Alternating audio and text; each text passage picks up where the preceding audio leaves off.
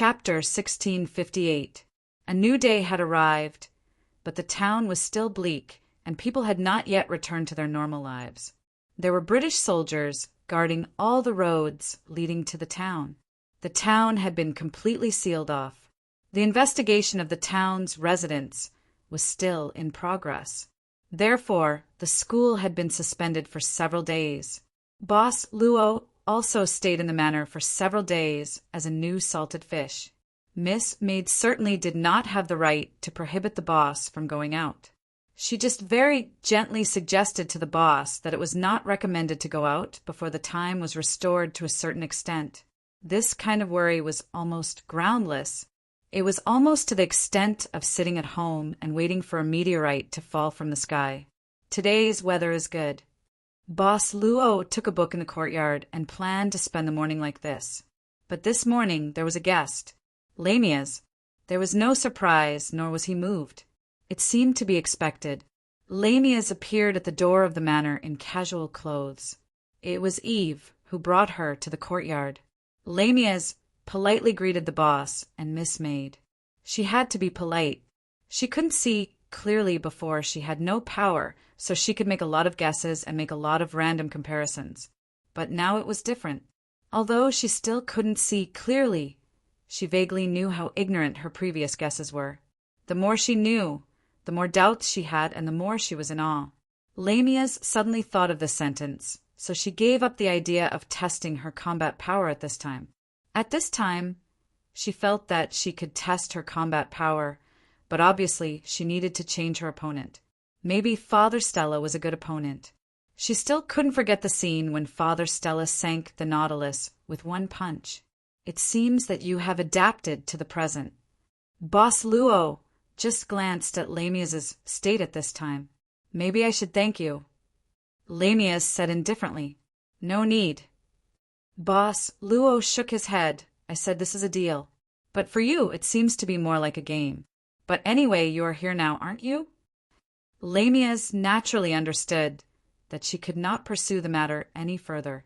After such a long period of imprisonment, although she didn't experience many people and things, and her wisdom in life clearly didn't grow much, she was still her original self, just that she had a long period of drowsiness. It was as if she had slept poorly, and when she woke up, she didn't feel very good. Miss Maid was looking at Lamias with great interest. Boss Luo didn't hide anything from Miss Maid. As long as it was something she could know, she would know. As for the things that she couldn't know, Boss Luo couldn't do anything for the time being. Those were things that involved the shop and were deeper than the altar. Even the previous shop owner would have to kneel before that kind of thing. Didn't you see that conversation under the reversal of time? The previous shop owner was erased in the next second.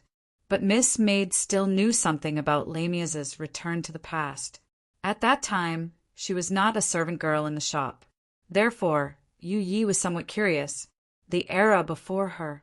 It was probably Eleanor's era. Miss Maid still remembered the knowledge that inexplicably appeared in her mind. What was the reason for this? It was quite subtle. Perhaps she should look for Miss Eleanor. Oh, no, it should be Lancelot who served Her Majesty the Queen now. Maybe she could find some time. Is it because I'm not dressed properly today that I got your attention, Miss Yu Yi? Lamias said calmly at this time. She could feel that Miss Maid's gaze seemed to contain something, but she wasn't sure. She couldn't reach that level yet. But in fact, being able to care about this was already a world of difference from before. Of course not. Miss Maid chuckled. She didn't need to prepare anything to greet the guest. She excused herself and was about to leave. Don't bother. Lamias shook her head at this time and said, I'm just here to say hello. I'll leave soon. Miss Lamia's plans to leave? Boss Luo was a little curious. Where do you plan to go? Back to where I used to be. Lamias didn't seem to have the slightest intention of hiding. The religious order is finished. We lost almost 90% of our strength. I plan to reorganize the religious order. In the future, I will be the new chief of the religious order. Boss Luo didn't show any shock or surprise. He just nodded with an expression that said, I know. Lamias didn't see anything in his eyes. There was no support or objection. While silently cursing him for being heartless, Lamias said without batting an eyelid, "I left some information in the drawer of my previous room. I know that you all follow the rules and probably won't go through the things in the room. I think most people wouldn't be able to do that." Luaccio nodded. "I'll get Eve to get it for you." Lamias shook her head. "No, that's what I plan to leave for you all. Previously, I was thinking that you didn't even care about the holy relic of reversal, but were curious about new knowledge. So I planned to use this information to make a deal with you. But now, it seems that there's no need for that." Boss Luo said indifferently, "Power is only temporary. Only knowledge can be passed down. No matter what." Lamias said non-committally, "I still plan to leave this information here. It's up to you whether you want to look at it or not. Anyway, it will appear one day. Then, I'll have to bother you today." Boss Luo suddenly called out to her and waved his hand to give her a necklace. This was the holy relic of reversal that Lamias had on her before. Lamias took it, lowered her head, and glanced at it. She didn't say anything and just nodded. She was rather calm when she came and was rather confident when she left, without the slightest bit of restraint and cautiousness from before. This was actually a change brought about by power. "You've become more confident." Boss Luo looked at Miss Maid and smiled after she left. "That's what a woman should be," Miss Maid said indifferently. Boss Luo waved his hand and ordered, "Go and get that information. I'll see what it is." After a while, Eve took a piece of information and came to Boss Luo's side. Luaccio opened it curiously. This information was handwritten by Lamias. There were only a few pages and no more. However, it did record some interesting content. It was a legend about an underwater world hidden under the deep sea. Underwater city. Boss Luo raised his eyebrows and suddenly remembered the huge sea turtle that had lived for a long time at the seaside a long time ago. He smiled and said, "The ocean is really mysterious." Indeed, the ocean was quite mysterious, but that was only for Luaccio before he took over the shop. Now there was no mystery. Master wants to go to the bottom of the sea. Miss Maid could easily catch the master's thoughts. Boss Luo thought for a while and said, "How long do you think it will take before the academy reopens normally?" "I'm afraid not in a short time." Miss Maid shook her head. "If Master wants the academy to reopen, I can find Elizabeth." Elizabeth was naturally not the vampire girl who became the last student of the Tower of Radiance, but Her Majesty the Queen of Britain. Well, Boss Luo thought for a while and said, "No, just take it as a normal holiday. But this underwater city is really attractive. I don't know if I'll see real mermaids." Miss Maid expressionlessly expressed that mermaids were actually very ugly. They were not nearly naked beauties as humans imagined. And because of their body structure, it was difficult for mermaids and mermaids to mate. Boss Luo just took it as cold knowledge and remembered it. But the trip to the bottom of the sea was confirmed. Luaccio suddenly thought of something. The Xianyuan Palace had protected Kelowna for a long time. They had resisted the demons from the deep sea many times. Boss Luo even went to an underwater tomb with Royal Princess Suzijuan. In recent times, there were no invasions of the deep sea demons. If that kind of thing happened, it was basically impossible to hide with the modern scientific ability. It was not known whether these demons from the deep sea still intended to invade Kelowna. This thought just flashed by. The morning was not over yet. Boss Luo did not intend to change his original plan of reading, but Miss Maid left temporarily. Since they had decided to go on a long journey, Miss Maid told them to prepare food and clothes, including swimsuits. "You seem to be looking forward to it?" Boss Luo shook his head and opened the book in his hand again, Grimm's Fairy Tales, which was given to him by Teacher Poulin. Lamias walked into Father Stella's church. 10 minutes later, Lamias walked out expressionlessly. She did not plan to see Father Stella again in a short time. But after Lamias left, Father Stella angrily ran out of the door and spat twice. They did not win, did not lose. They did not try their best, but the priest seemed to be more relaxed. But Wasco appeared. He left with the paladin candidate a few days ago and came back again with a confidential handwritten order from the Pope. Stella, now I appoint you as a candidate for the Pope. Do you accept? No. Even if you find hundreds of nuns to serve me every day, I won't accept. But if it's 200 or 300, I can reluctantly consider. Aren't you afraid of being tired to death? Wasco glared at him fiercely and sighed. Go back. The Pope really can't go on. What does it have to do with me? Wasco took a deep breath and said, After you go back, you have the right to overturn the case. All the wrongful cases in the history of the Holy Church, you can overturn them. Including Amon's charges, you can do it. You want me to slap your face? The priest sneered. Slap them hard. Wasco gritted his teeth and said, Then what are you waiting for? Priest Strahl's eyes lit up, and he stood up in an instant. At the same time, the flesh on his body that was hanging down gradually tightened. The priest stood up and took off the wrinkled black robe on his body, only wearing a thin white undershirt. A body full of strong muscles. He even regained his youth, like a young man in his late 20s. He was quite handsome. You? Wasco was surprised and doubtful at this time. Father Stella snorted and said, You think that the virgin technique that I have practiced for decades is fake? Since I am going back, I will let the little nun in the Holy Church scream for me every night. This skin is more like it. Trash, Wasco. Quickly hold a grand pool party for me. That's right. This familiar smell, it was indeed the Holy Church's #1 foul-mouthed powerhouse, Stella. Wasco smiled. This was the first time he smiled in these few days. When he hurriedly brought a few paladin trainees back to the Pope, the first news he received was that 5 angels were killed, more than 2/3 of the paladin battalion were dead, and there was also a cardinal in red. How could he smile? After a while, the priest jumped onto the church, then took down the white cross on the roof of the church, carried it on his shoulder, then picked up Tom Cruise and left. Why are you still carrying this thing? Wasco frowned. Otherwise, if I put the holy relic here, I am afraid that it will be stolen. Father Stella glanced at him. You don't know, in this broken place there are many thieves. What this is a holy relic. Wasco opened his eyes wide in disbelief. You actually put such an important thing on the roof so openly?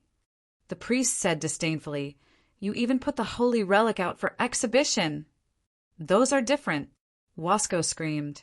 They are all fake. It's not like you don't know. Are you going or not? Is my pool party still open? I can go, but... Wasco hurriedly snatched the white cross from the priest's shoulder.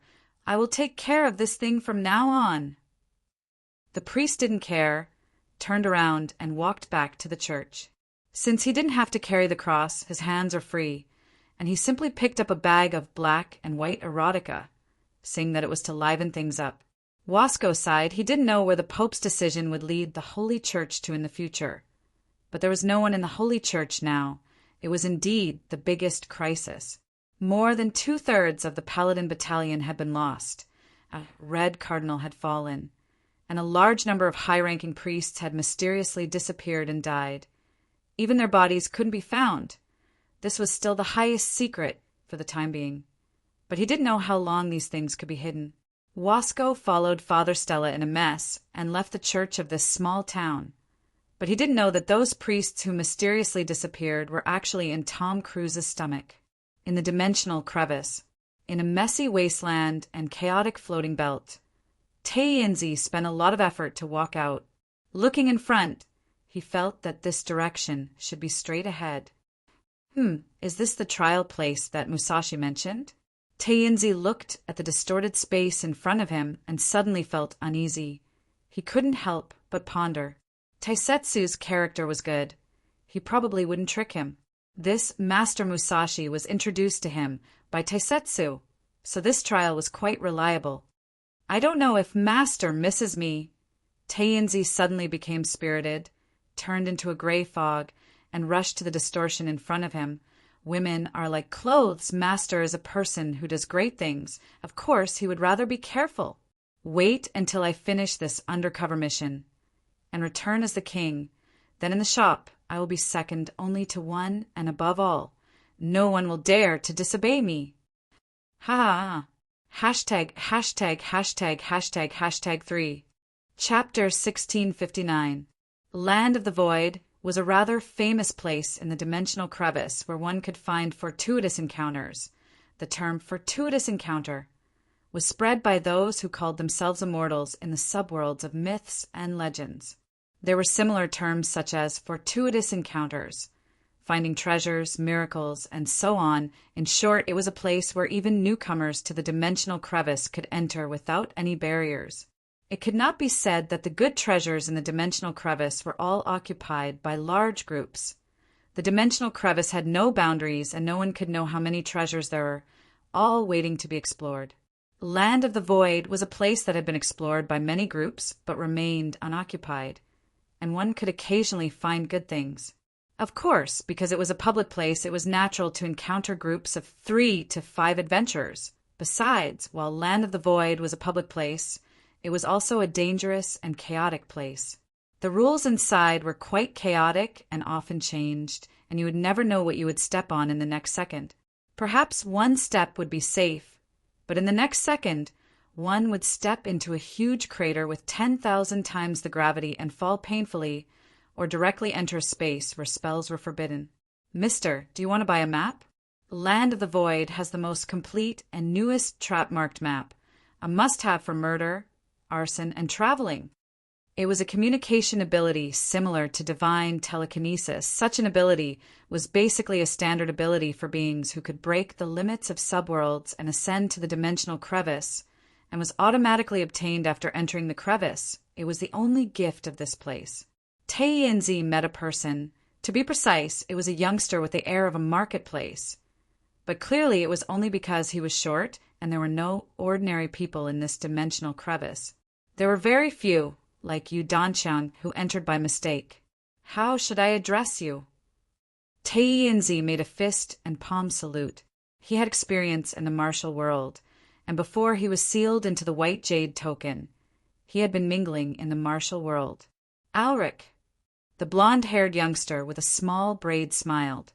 Mister, you look unfamiliar. Is this your first time here?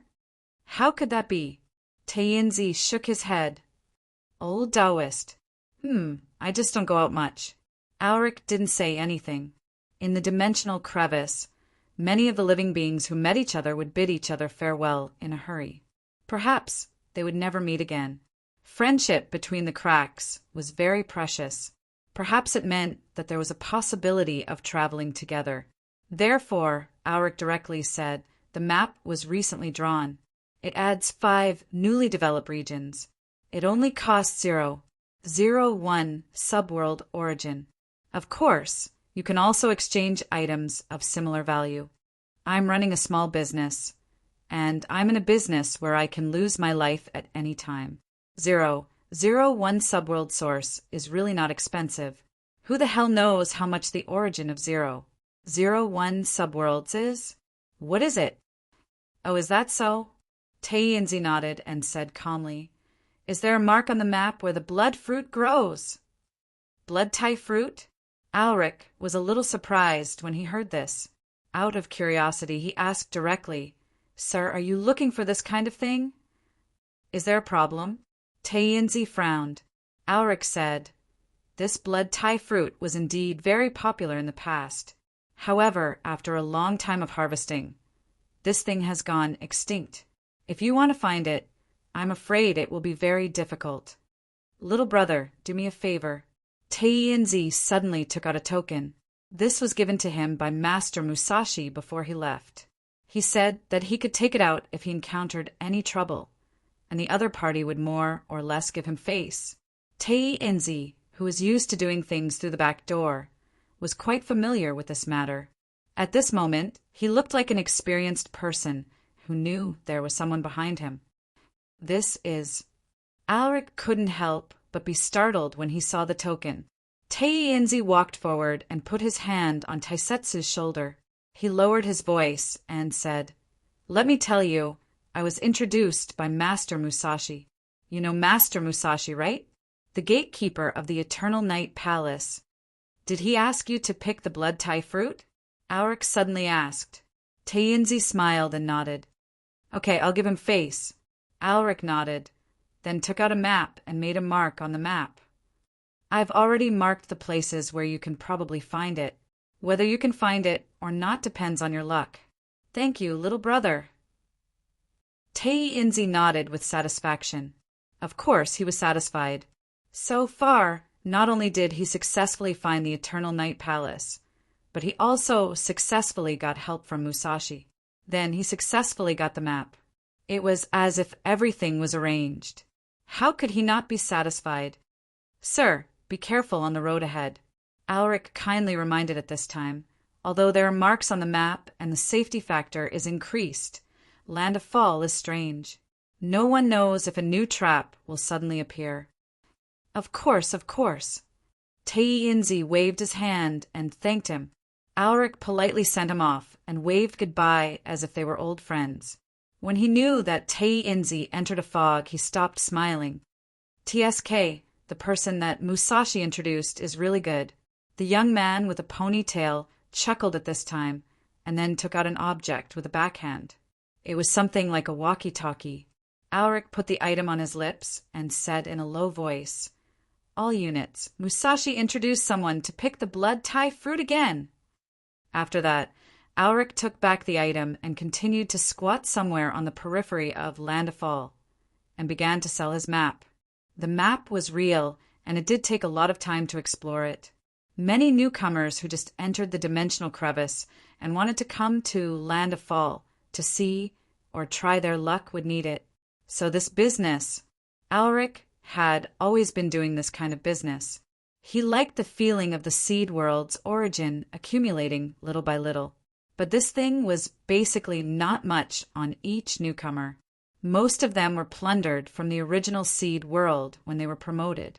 It was not much at most a fraction. At this moment, "Auric, the map seller, you are still here." At this moment, a deep voice sounded from not too far away. Auric looked over and saw a few figures flying over. They were dressed in white robes, had their faces covered, and their auras were obscure. This was the most common attire for those who came to the land of falling air. "You want a map?" Auric never asked about the origin of the person who came. This was a way of survival. If it was a newcomer, it would be a different story. "Give me the latest one," the guy in the lead said directly. 001 seed world's origin." "There is no origin." The guy in the lead shook his head, then waved his hand and flicked out an item. "This is 100 strands of high-level divinity. It is enough to equal 0. 01 seed world's origin." "Okay." Auric took the item with a smile and then gave the map. Divinity was also a good thing, and many mythical gods needed it. In the dimensional crevice, the highest and hardest currency was naturally the seed world's origin. But this thing was rarely circulated, so it was more treasures or divinity. Of course, divinity crystals and the like were also possible, but the value was naturally lower. Another question. That guy who just went in, what was he looking for? Auric said with a smile. "I rarely inquire about the whereabouts of others. This way, I can do business for a long time." The other party did not speak.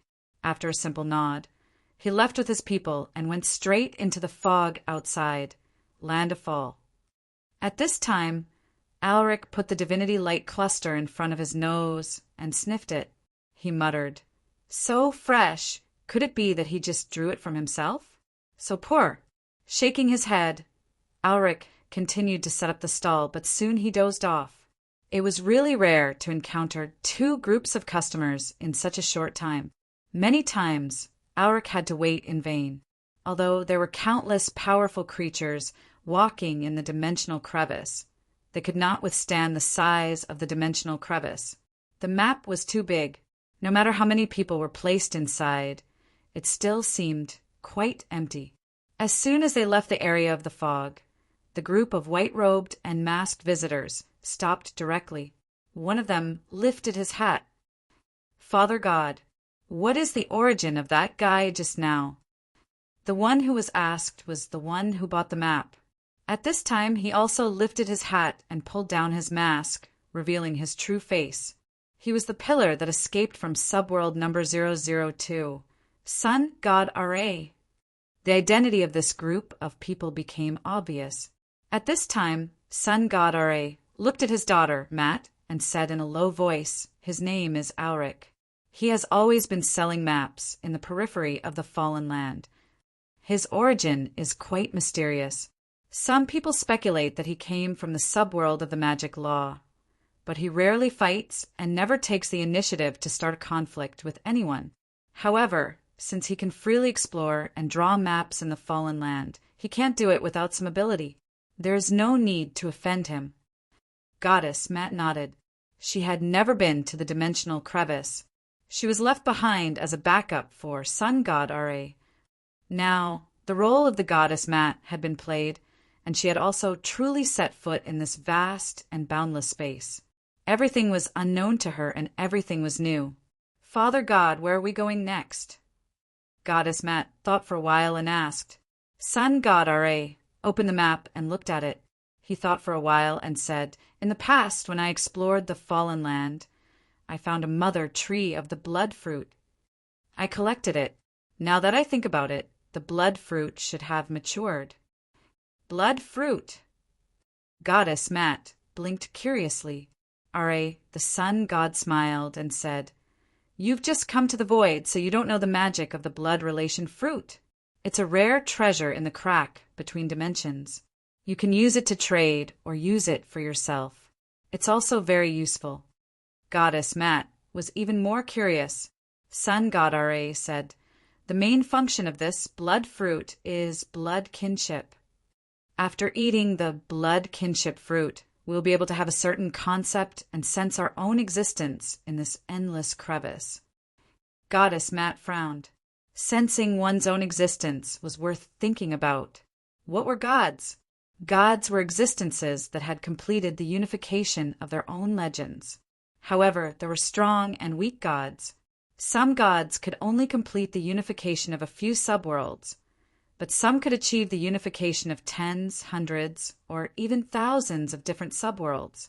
However, in reality, the theory in the dimensional crevice was that no matter how many legends you completed the unification of, there would always be someone who was nothing living in an undiscovered subworld that was independent of you.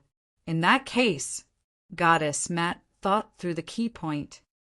Once you find your own strange world through the blood kinship fruit, you can enter it and expand the scope of the legend. You can then improve yourself. In that case, the blood kinship fruit is indeed very magical. Compared to exploring randomly, the blood kinship fruit can indeed make it easier for us. Sun God Ra said casually, "However, it only has a certain probability. It is very likely that you won't be able to sense anything after eating 10 or 20 of them.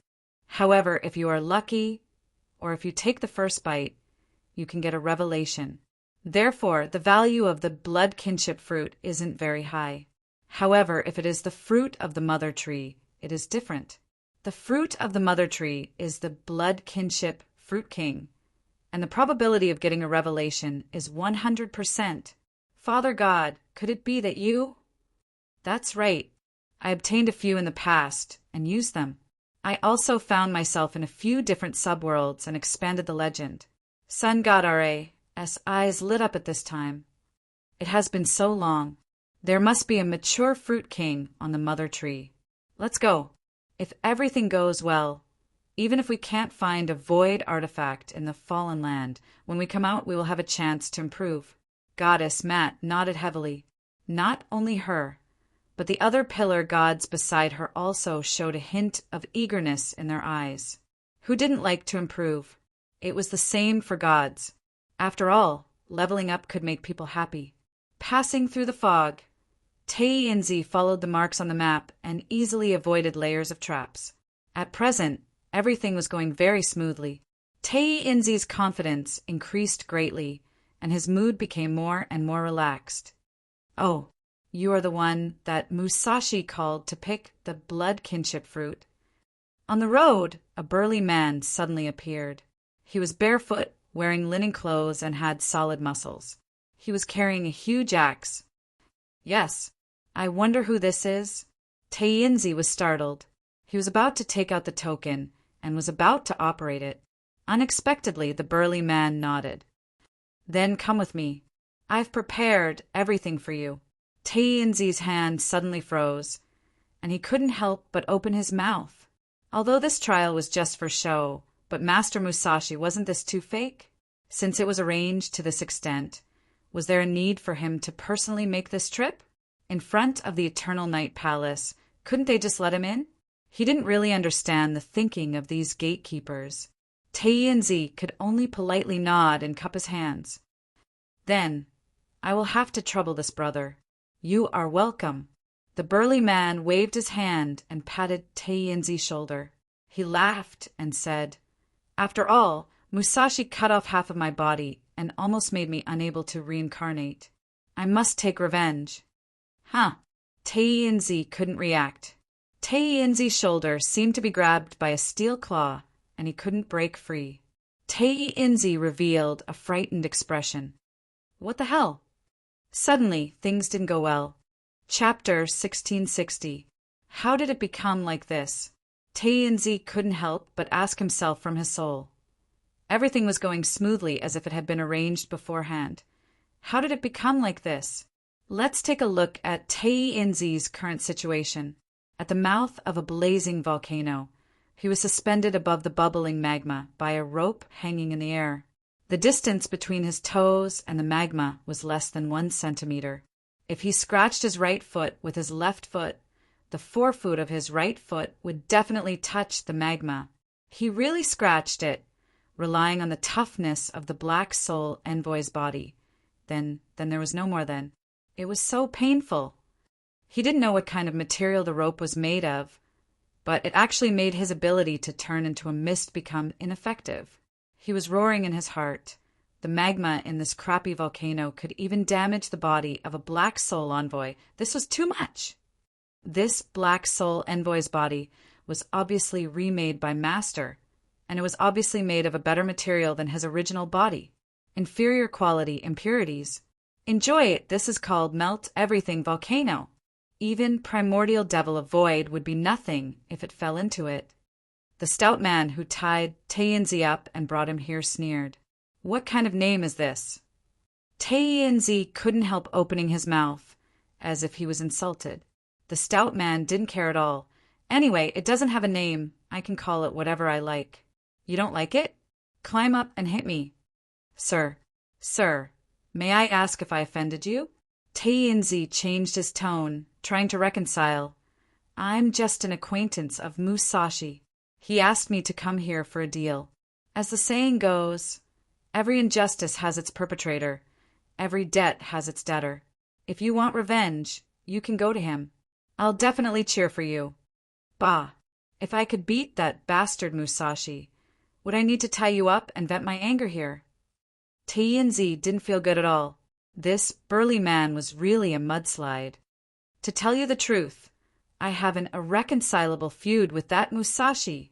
At this time, Tei-Inzi said hatefully that thief molested my 800-year-old mother, slept with my 300-year-old sister, and even planned to not let go of my 249-year-old yellow dog. The burly man picked his nose and waved his hand. All right. The last person who said that has already sunk into a volcano. Save your anger. Enjoy it. I'm feeling great now. Let's find a place to celebrate. Oh, right, let me tell you one last thing. This volcano will rise. Bye-bye. How dare you treat me like this? Do you know who I am? Tei-Inzi sneered. If my master stomps his feet, the entire dimensional crevice will shake. Oh, this burly man suddenly became interested and nodded. Well, not bad. You're more interesting than those guys before. Tell me about your master. Listen carefully. Tainzi said with a grunt. My master is… He suddenly couldn't say a word. Before setting off. Remember, this is a stealth operation. Don't expose your identity. I'll put a gag order on you. Who is your master? The burly man couldn't help frowning. Powerful creatures like him, who had already walked through the cracks between dimensions, were all extraordinary people. They did things straight from the heart, without so many twists and turns. Therefore, he very straightforwardly admitted that because he couldn't win against Musashi, he retaliated against Musashi's subordinates. He was very open and honest. The burly man looked at this wretched old man. At this moment he was making a solemn vow. His heart was certain, and his fearless appearance could not be faked. He was a little worried that this old man's master had a strong background. After all, it was a dimensional crevice. Under normal circumstances, one would basically walk on their own and would not encounter anyone for a long time. However, if one were to encounter someone, it would be an ancient existence in that dimensional crevice. This was quite common. In this place, one couldn't think of it with common sense. Tainzi opened his mouth several times. He had tried very hard, but there was always an invisible force counteracting his words. He really tried very hard, but in the end he could only take a deep breath. Humph! How can a nameless person, like you know my master's name? You're not worthy. What I want to say. Oh, you're so stubborn now.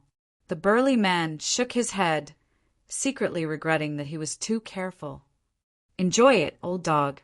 Then the burly man directly left the crater with the big axe. Wait, old man, wait. Old. The magma of everything melts everything. Volcano began to rise a little. Tainzi quickly bent his waist and shivered. Help! Help! A group of masked people in white robes had been walking on the blazing mountain for a while. Father God, this land of the fallen is so strange.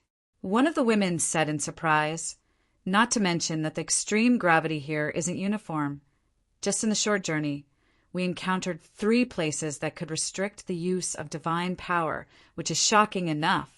If a powerful beast appears in the place where divine power is restricted, I'm afraid this place is indeed magical.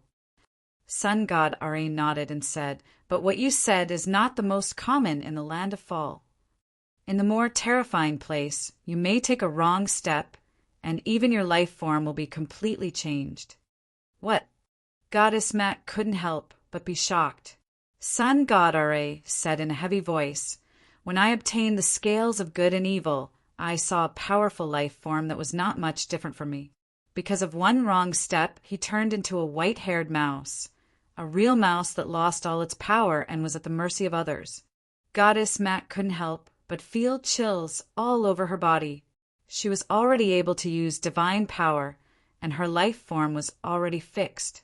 Moreover, she was at a higher level than humans, but her life form could be directly changed. What kind of power is needed to toy with a god like this? The goddess couldn't help but mutter to herself. According to legend, the land of the fallen is an ancient battlefield when the old era was destroyed. Sun God Ra shook his head and said, it's still a mystery how many powerful ancient life forms existed in the old era of the dimensional crack. Since the powerful ancient life forms of that era could fall in the land of the fallen, you can imagine how dangerous it is. Let's not talk about this. There seems to be a sound coming from there. Come with me to take a look. Then Sun God Ra's eyes fell on a volcano that was spewing thick smoke in front of them. Soon, the pillar gods of ancient Egypt had climbed to the edge of the crater of the volcano and looked down. A shriveled old man with fluffy and round hair was hanging above the magma at this moment, trembling in fear. Hero, help! Sun God Ra didn't respond immediately. He just looked back and said to the pillar gods, this old man isn't hung here because he was caught in a trap. I'm afraid that he met an enemy. I recognize this volcano. It can melt anything, and I'm afraid it's very powerful. It seems that this person's enemy wants to kill him. Our main purpose of this trip is to explore the godly items in the land of the fallen.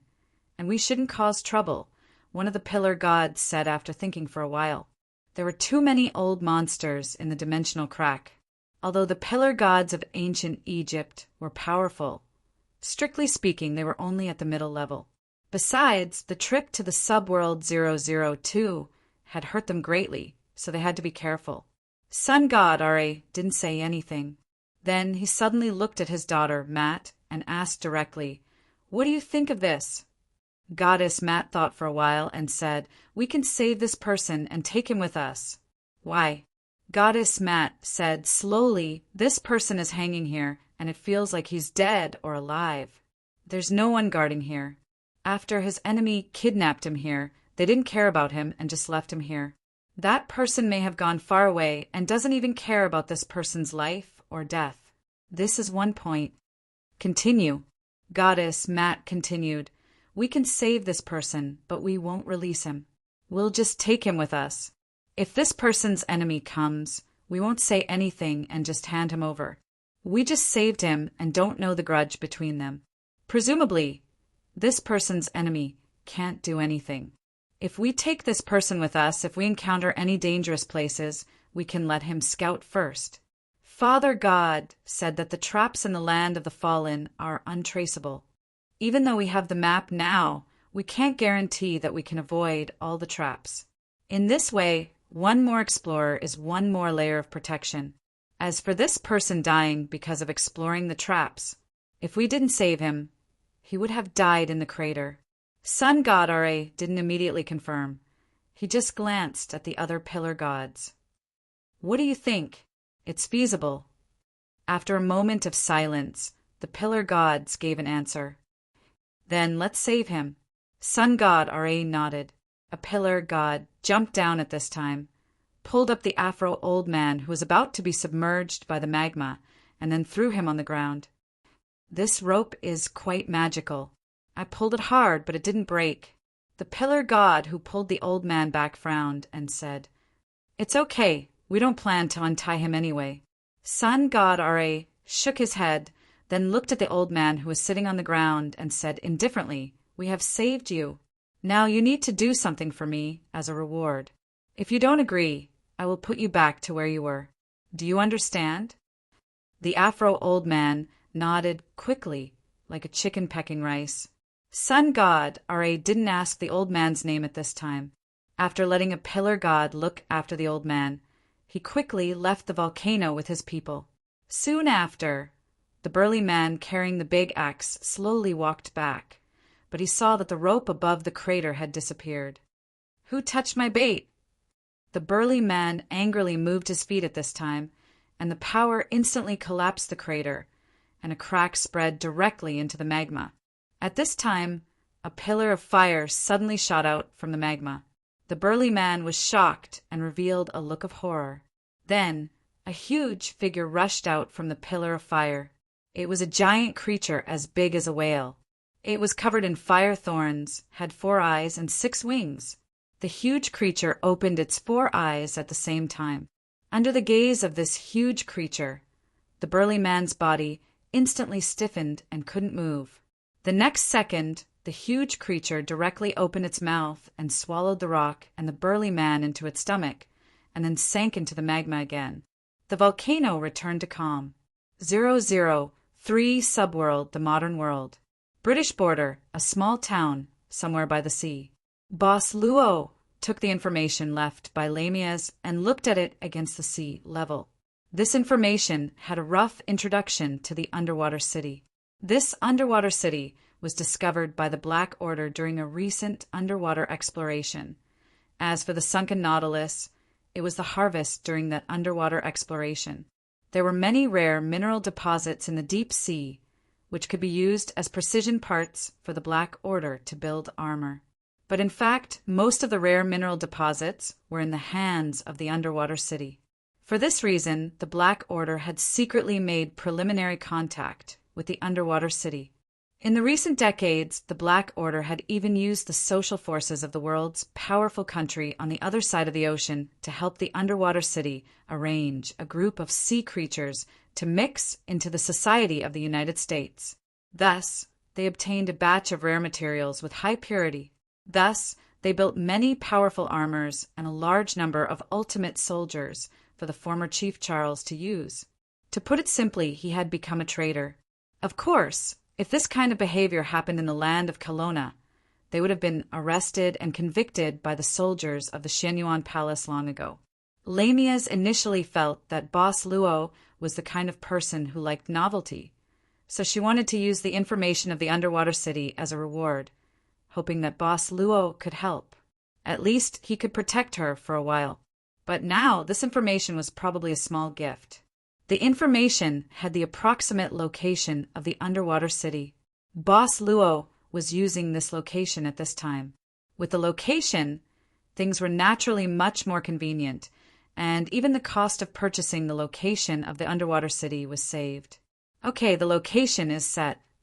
As Boss Luo's voice fell, a critical door appeared in front of him, leading to the deep sea, the territory of the underwater city. Speaking of which, did the master send Taiyinzi to perform a mission? Miss Maid only now remembered a black soul envoy that was dispensable to her. Well, to do a small mission. Boss Luo smiled casually. It suits him, it should. Miss Maid had no opinion. In fact, she would be more relieved if Taisetsu replaced Taiyinzi to temporarily manage the main God Mountain. But in the end, if those players could attack the main God Mountain, the guarding boss would still be Taiyinzi. Let's go. Boss Luo walked directly into the critical door. Chapter 1661. This was not a good memory. If he could escape, Taiyinzi planned to directly delete this experience from his memory. This made Taiyinzi recall some bad things in the past. He remembered that he was framed by his junior sister. After leaving the mountain, he had spent a long time in Jianghu. The ups and downs in his life were really hard to tell to outsiders. Once, because he couldn't win against an enemy, his cultivation was sealed, and he became a miner in the enemy's mine. That was probably what he was like now, tied by a rope, and then led like a slave at the back of the group. This group of people didn't take the initiative to ask Taiyinzi anything. There was only one kind of communication between Taiyinzi and this group of people.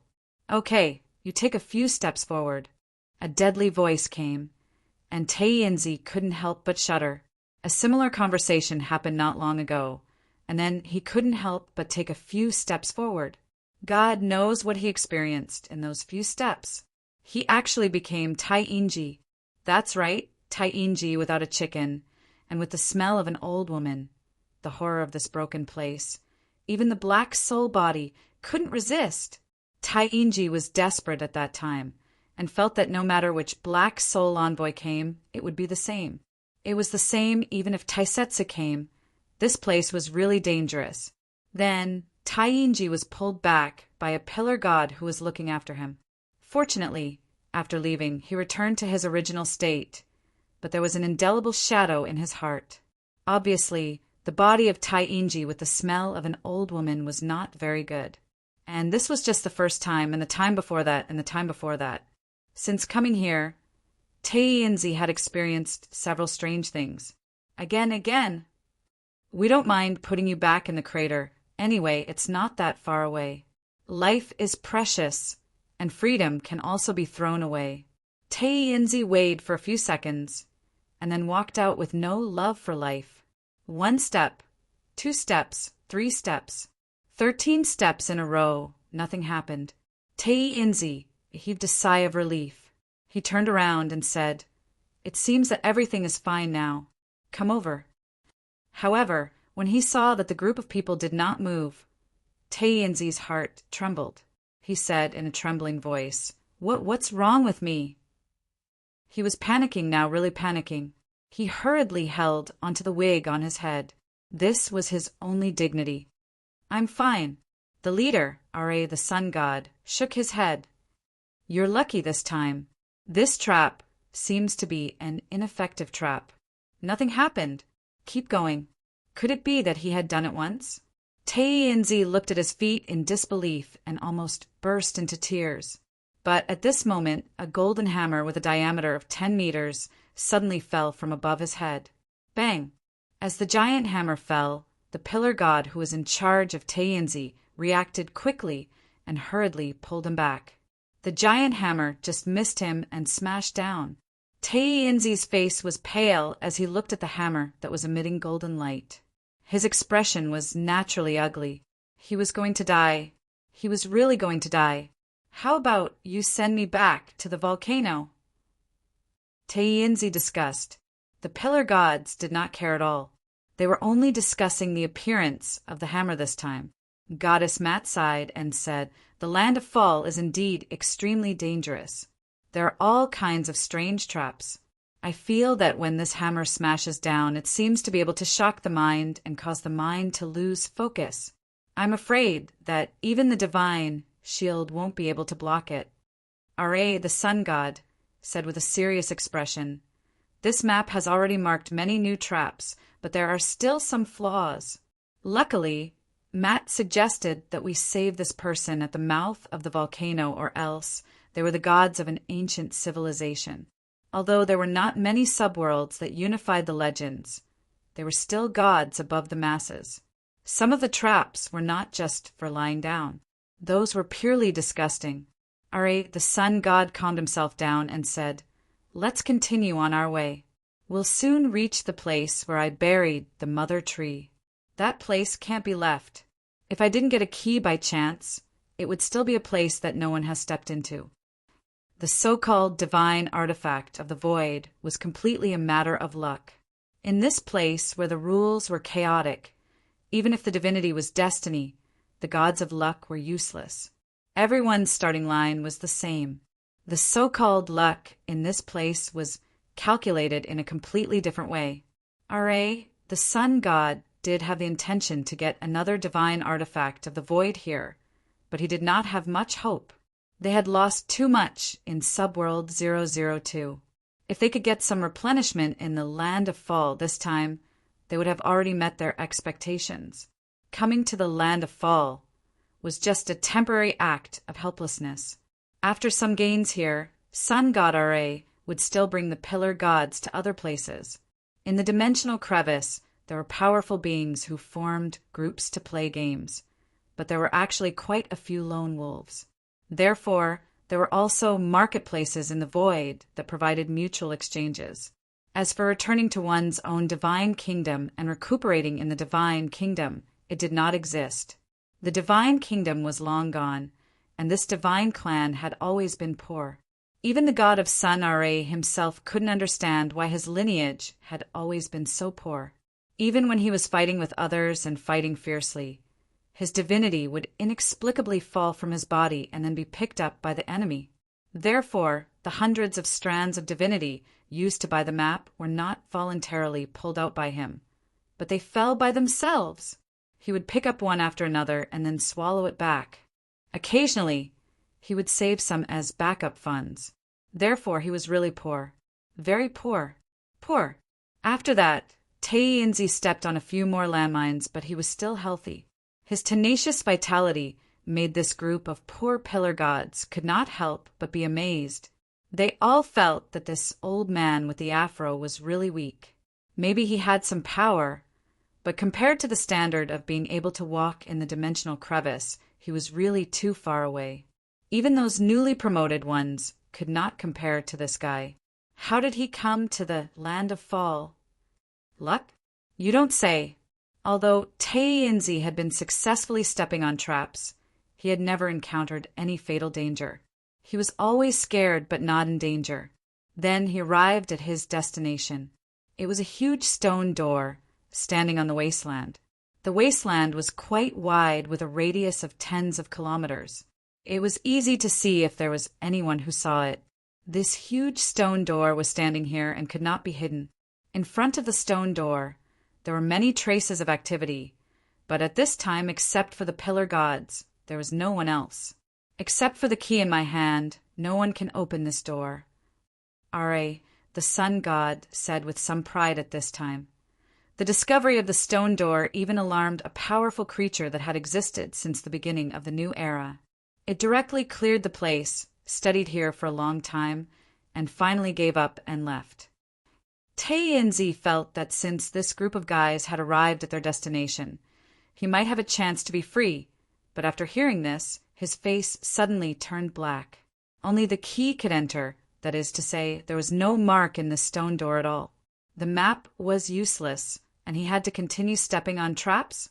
With the map mark, he had suffered a lot along the way, but without the map, hee. After a while, the stone door opened, and Tainzi walked directly into the stone door with a sneer on his face. The pillar gods could not help but be a little surprised. I have my dignity too, Tainzi thought silently, and he always felt like kneeling down. But at this time a figure flashed, and almost without any pause, instantly took the rope tied to Tainzi from the hands of the pillar god who was holding the rope, and then rushed into the stone door. Damn it! Are, the sun god, was shocked. He was very careful, but he did not expect to be followed on this trip. When did it start? Was it after entering the land of Fall, or on the way? He did not have the time to think about this. Land of Fall had all kinds of strange traps, and the powerful life forms walking in the dimensional crevice had all kinds of strange abilities. This was the result of countless different civilizations. He could not lose the important bloodline mother tree, which was the capital that Ra, the sun god, planned to use to go to the next void market to replenish. If not, would he continue to lose divinity? What was the difference between this and selling blood to support the family? Chase, you must not let it succeed. Ra, the sun god, said angrily, I am so poor. If the god's kingdom was still here, there would be hundreds and thousands of subordinate gods directly stationed here, who would dare to do anything. So poor. After the white light flashed, Tainzi only felt that his body was moving at a high speed, and then he stopped and stood on a mountain peak. The sky was blue, and there were clouds and mist everywhere. It looked like the main god mountain that he built. This made Tainzi almost think that he was dreaming of the main god mountain, and he suddenly shivered. But soon he felt bad. He saw a charming woman looking at him with a smile. From a human's point of view, she was about 26 or 27 years old. Her clothes were not considered revealing, but she was wearing a kimono. The cleavage on her chest was a little deeper, and there was a cleavage. It was just that Tainzi was not interested in women at all. He liked to play with power, so he tirelessly planned to become the Black Soul King of the shop. But Tainzi was too familiar with the smile of the woman in the kimono. When Yu Sanyang became his master's pendant, she often had this smile on her face, and then he was expelled from the sect. The black-hearted maid of the shop also occasionally showed such a smile, and then he would be hung from the ceiling. Thank you for saving me, Mississippi. Tainzi calmed himself down. Even though he was still tied up, he tried his best to put on a sage-like appearance. I'm really grateful. I am. The woman in the kimono said with a chuckle, You are with those guys who call themselves immortals of the immortal path. Tainzi shook his head. I just came here, and I haven't met anyone of the same kind. Unfortunately, I was framed by thieves and fell to this point. If you didn't save me, I would be terrified. I have no way to repay you for saving my life and giving me a new life. I can only set up a longevity plate for you and pray for you sooner or later. Do you know why I saved you? The woman in the kimono said with a smile. Please enlighten me. Mississippi. Tainzi bowed again. The woman in the kimono said, I followed those people outside all the way and saw you constantly stepping on traps, but you didn't get hurt along the way. I think you are quite lucky. Do you know who is the most popular person in the land of the fallen? People like you who are lucky and weak are the most popular. I want to explore the space behind this door, so I need you to lead the way for me. Women, jackals of the same tribe. Tainzi's face turned ugly. He was lucky? If he was lucky, would he have to suffer all these? What kind of luck was this? That's one thing. At this time, the kimono woman said, On the other hand, you were introduced by that heartless Musashi, so I will naturally take good care of you. On this journey, if you don't die, when I finish plundering, I will naturally let you go. Even if you die here, I will be responsible for burying your body. Don't worry, Musashi only broke my heart 3,000 years ago. I am a very magnanimous person, and I don't remember it anymore. So this woman in the kimono was in the same group as that burly man from the beginning? Taiyinzi's eyes turned black. How many people had this master, Musashi, offended in the land of the fallen? At this moment, a loud sound came. The woman in the kimono's face changed slightly. She directly picked up Taiyinzi and shot into the depths of the clouds. Obviously, the pillar gods were chasing after her in anger. Don't go. Above the blue sky, a blazing sun was born, instantly evaporating the clouds and mist in the mountains, revealing a large expanse of beautiful scenery. The woman in the kimono wasn't afraid. She waved her hand, and a dark shadow came up, covering the sky and the sun, temporarily covering the blazing sun. The heat of the blazing sun in the sky suddenly increased, breaking the shadow, but Are had already lost sight of the woman in the kimono again. She was furious, and the mountain suddenly burned because of this god's anger. But at this moment, a terrifying red light suddenly shot down from the sky, instantly piercing through the blazing sun. Are was shocked. She saw a huge black shadow floating in the wind above her head. It was a huge floating island with a radius of 10 kilometers. Damn! Are, the sun god, screamed at this time. He quickly waved away the pillar gods who came forward and shouted, "Follow me!" After sun god Are finished speaking, he directly led the pillar gods into the mountains. The huge floating island in the sky just quietly floated and floated away. In the depths of the mountains, Are restrained his aura and took his daughter and the pillar gods to hide in the hole of an ancient tree, with a lingering fear in his heart. Father God, that red light, just now. Goddess Matt wanted to say something at this time, but she hesitated. It was the first time she saw the great Father God so flustered. On that floating island, there are guards of this secret place. Sun God Are took a deep breath and said, "That floating island itself is also a terrifying weapon. You have already seen its power." "Why can't I see it? It directly pierced through Father God's blazing sun with one blow." "This place has such terrifying guards?" Are nodded. "Those guards seem to be some kind of strange life form. They have the ability to regenerate, and they are very powerful. Moreover, there are many of them, scattered all over this secret place. Although we don't have to be afraid of one, there are too many of them. We need to be more careful on this trip." Royal Garden, Goddess Matt couldn't help but fall into contemplation. She hadn't been in the dimensional crack for long, and she came to this fallen land, but she had already experienced many dangers. In this place, she suddenly understood that even gods seemed to be only a little stronger than humans. She suddenly wanted to go back to the City of the Sun. It would be great to go back and fool everyone. Hashtag PS, as usual.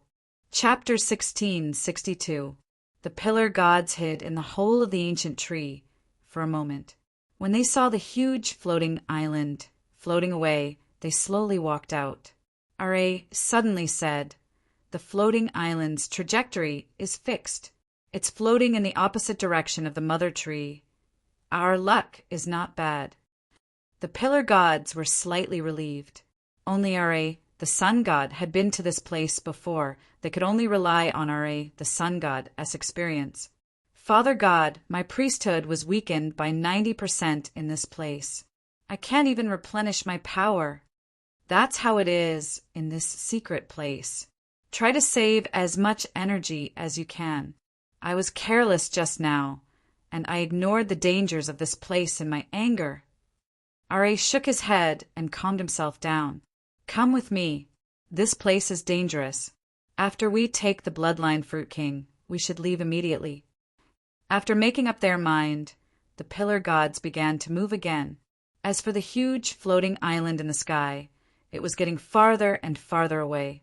But at this time, in the crown of a lush tree in the ancient forest, a pair of eyes hidden in the branches, and leaves quietly watched the pillar gods leave.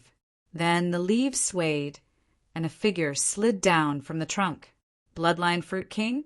You know about it? The kimono-dressed woman looked at Teinzi as if she wanted to see through him. This was the information she had just obtained from Teinzi, the purpose of Ra's group. Those guys didn't hide it, so I heard it, Teinzi said helplessly. The kimono-dressed woman chuckled. It seems that they don't intend to let you go. I know. Teinzi shook his head. He already knew this from the beginning. After those guys completed their goal, his situation would be much more dangerous than hanging at the mouth of a volcano. It was just that Ra's group didn't expect that the kimono-dressed woman would suddenly appear and take him away. Musashi's enemies still had the idea of torturing him, but Ra, the Sun God's party, might directly kill him to silence him. Do you know the location of the Bloodline Mother Tree? The kimono-dressed woman narrowed her eyes and asked. Here came the important point. Of course. Teinzi raised his head and said, Otherwise, wouldn't all the hardships I've suffered along the way be in vain? Humph. Those guys treat me as a piece of trash that can be easily bullied. How would they know that I've already found out about their secrets? In truth, he didn't know anything at all. He had only heard one of the pillar gods mention Bloodline Mother Tree and Bloodline Fruit King. But now, even if he didn't know, he had to say that he knew, and he knew a lot. He was going to make a comeback, all thanks to his deception. Doubt flashed through the kimono woman's eyes. How could a powerful life form walking in the crevices of dimensions be so careless? It was hard to say. Some powerful beings really did have holes in their brains, or perhaps it was their true nature. In fact, everyone had removed the veil covering their shame. They were living like brats, loyal to their hearts. If you can really find the Bloodline Mother Tree, I can let you go. The kimono woman thought for a while and said, I can also give you a Bloodline Fruit King. Of course, if you're lying to me. I know of a pool that can freeze souls. Teinzi seemed to have a card up his sleeve. He only had these skills that he could use. He pretended to be polite, his expression didn't change, and he spoke without thinking. But these skills were useless in front of the owner. The owner knew what Black Soul was thinking with just a thought. He had nowhere to hide. You won't be disappointed. Teinzi chuckled. Miss, since the temporary alliance agreement has been reached, can you let me go? The kimono woman didn't haggle over this matter. She waved her hand and untied the rope on Teinzi's body. Then she directly put him into her sleeve. This rope was mystical. It could directly imprison Black Soul's body. It belonged to that burly man. But it seemed that the kimono woman wouldn't return it. May I ask your surname? At this moment, Teinzi was waving his hands to make a bow, but this checkered shirt with an afro was really out of place. Tamamonome. The kimono woman said indifferently, I'm Tai, Yang Jinren. Teinzi smiled and said, coming out to roam the pugilistic world. Using a fake name was just an experiment, but Teinzi had heard of Tamamonome's name before. After the white jade token was unsealed, he had a period of time where he was obsessed with the modern world's internet culture. He knew Tamamonome. SSR. Taiyang Jinren. Tamamonome frowned and then shook her head. Those immortals like to call themselves Taoist so-and-so. Forget it. Since you know where the Bloodline Mother Tree is, then lead the way. We need to get the thing away before those guys do, so as to avoid trouble. Of course. Teinzi chuckled and waved his hand. A gray fog shot out and turned into a feather fan. He held it in his hand and fanned himself. His appearance changed into a white-robed old Taoist. Tamamonome wasn't surprised by this ability. She just nodded and said, This looks much more comfortable. Let's go. This way. Teinzi smiled faintly and pointed to a path. Then he walked in front, randomly pointed. On the other side, the pillar gods quickly passed through a few dense forests under the lead of Sun God Ra. They met all kinds of mystical beasts along the way, but they didn't encounter any real danger. Strange. Although the beasts here are powerful, I don't know why, but they lack a bit of wildness. They are surprisingly tame. This was the feeling that Goddess Matt had felt several times. They seemed to be kept here. One of the pillar gods gave his opinion. All the gods felt the same, and they became more and more vigilant about this place, especially Ra, the sun god. He was an explorer who had experienced the land of the fallen, so he definitely understood how terrifying it was to open up such a huge space in the land of the fallen. Also, that huge stone door was something that even the giants of the new era could stop. He began to have a bad feeling, but he was about to reach the place where the bloodline mother tree was buried. He wasn't willing to give up just like that. But at this moment, a voice suddenly sounded. Stop! The moment the voice sounded, sun god Ra's face changed slightly. He looked up and saw 3 silver girls floating in the air. They were really silver. Their skin, faces, and even their hair were all silver. They were exactly the same.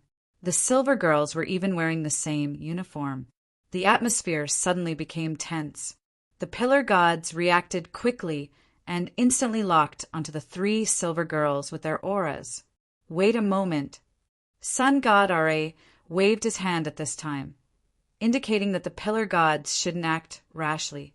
At the same time, he raised his arm. In his palm, there was a long diamond-shaped purple crystal. He said in a deep voice, I have permission. This was the key to enter the secret place. At the same time, it also represented a kind of identity. There were several people who fought with sun god Ra for this key. They came in together, but those guys couldn't get out and died here. The reason was that the key was in his hands. He had seen with his own eyes that these silver girls surrounded and killed those powerful beings. The silver girl in the middle glanced around and nodded. Visitor permission confirmed. You may enter. Please keep quiet in the garden. The forbidden area will be displayed on the key. Please pay attention. The mechanical and emotionless voice sounded. That's enough. Ra, the sun god, heaved a sigh of relief and then gave the pillar gods a look, indicating that they should leave. Visitor authority. This was the authority of the key that he had worked so hard to obtain. With this authority, he had walked very far in this secret place. However, there were still many places that he had not been able to set foot in.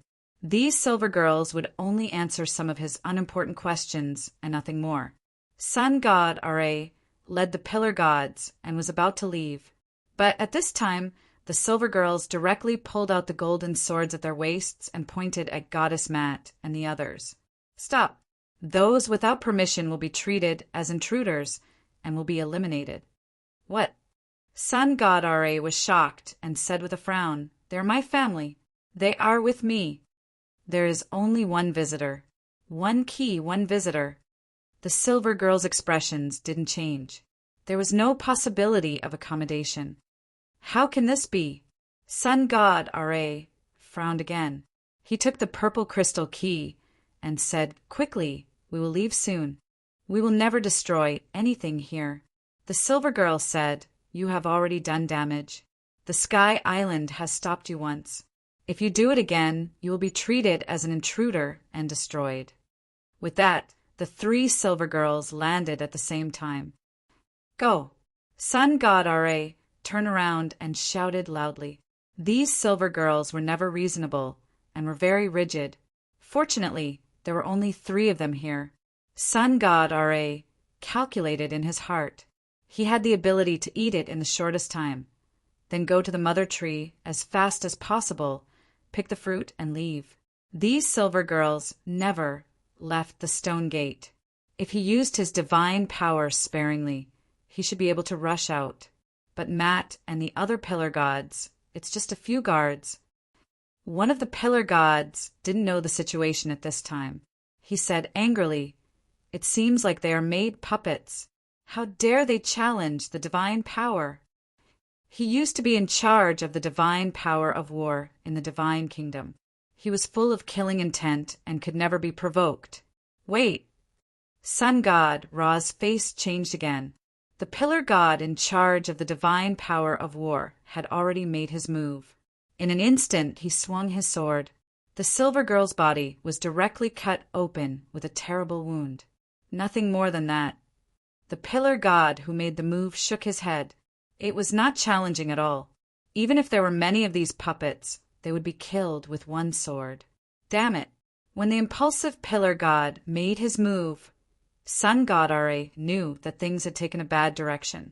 He hated it in his heart, but he also knew that this was not the time to reprimand him. You all leave quickly and wait for me at the entrance. This is an order. Father God, why are you afraid? These puppets are not strong. The pillar god didn't care. He turned around and looked at the silver girl who was almost cut in half by him. His face couldn't help but change. What? He saw that the silver girl who was cut in half, at this time, not only was there no blood-like liquid flowing out of her body, but the damage she suffered was also rapidly healing. In just a few breaths, she had completely recovered. Level 2 warning.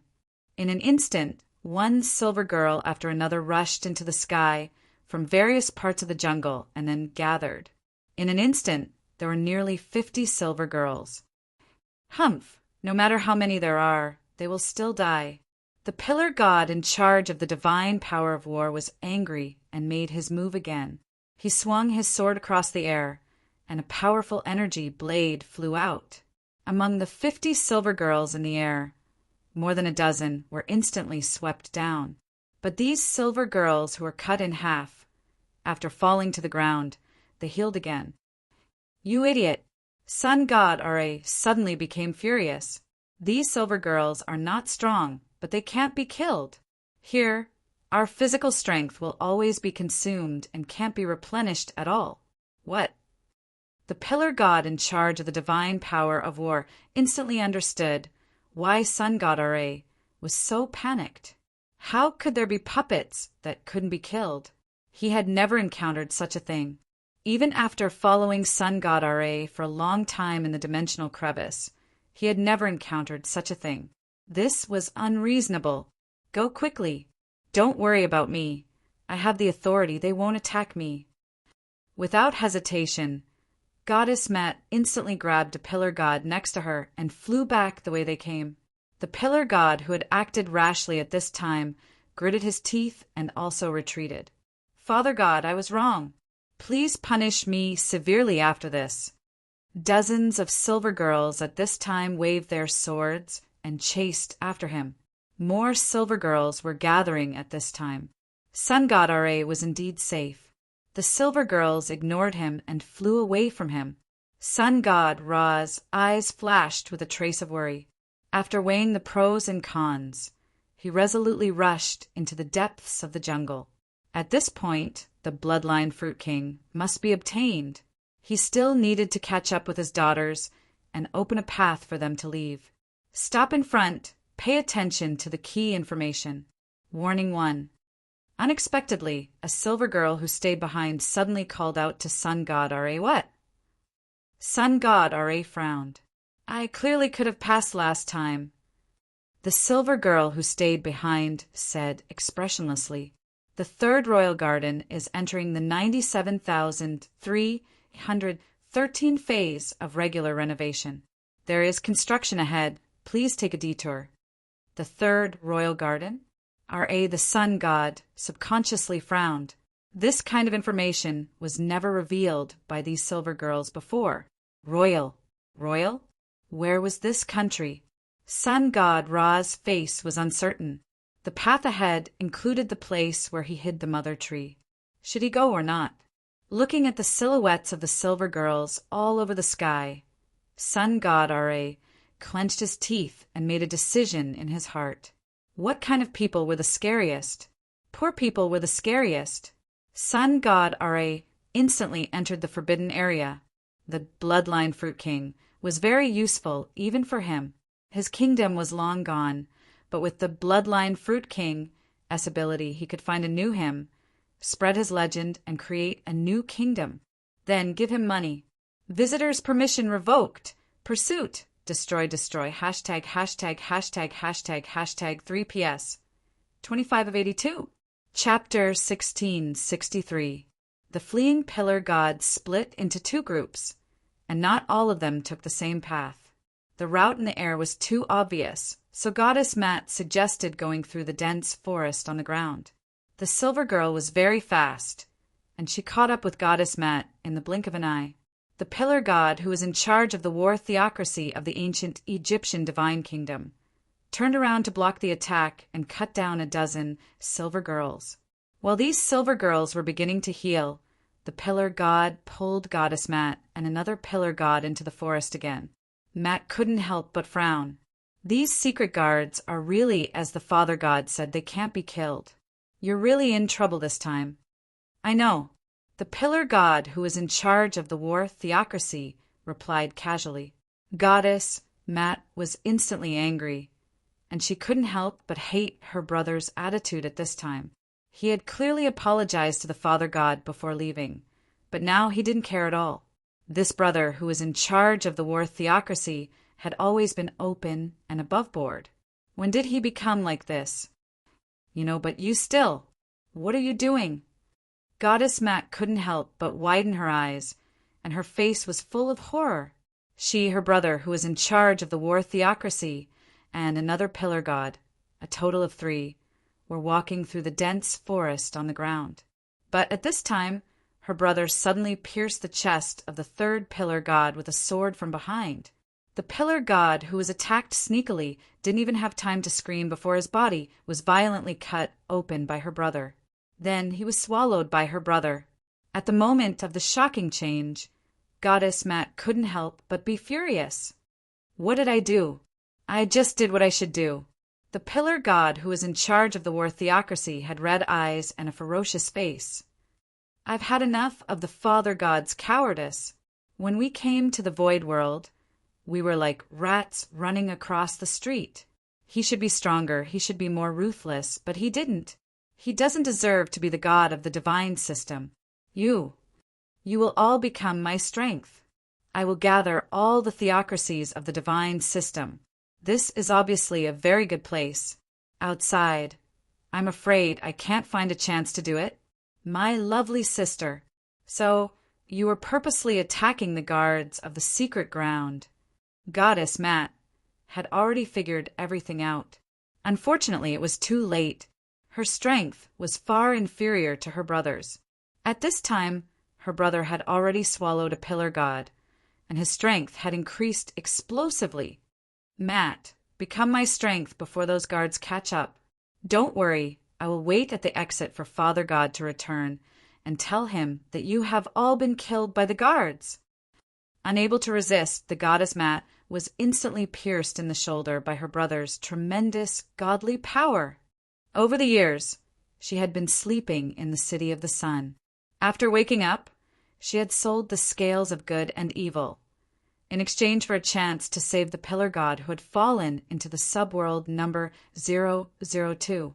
She had just arrived at this dimensional gap and had been running around without any time to improve herself.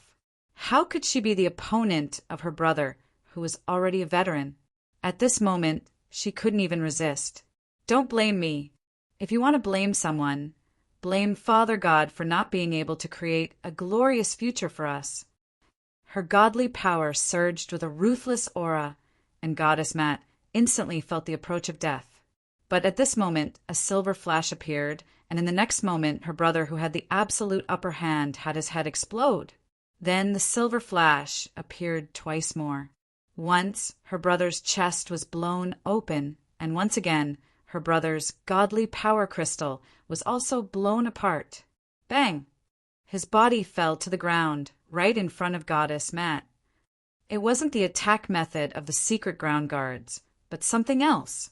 Here, in addition to their pillar gods and the one who took away Tayenzi, there was someone else, a third party who killed her brother. Goddess Mat looked at her brother's body on the ground, as well as the godly power crystal that was forcibly knocked out, and the godhood that represented the war god's authority that was automatically stripped off after the death of the main body.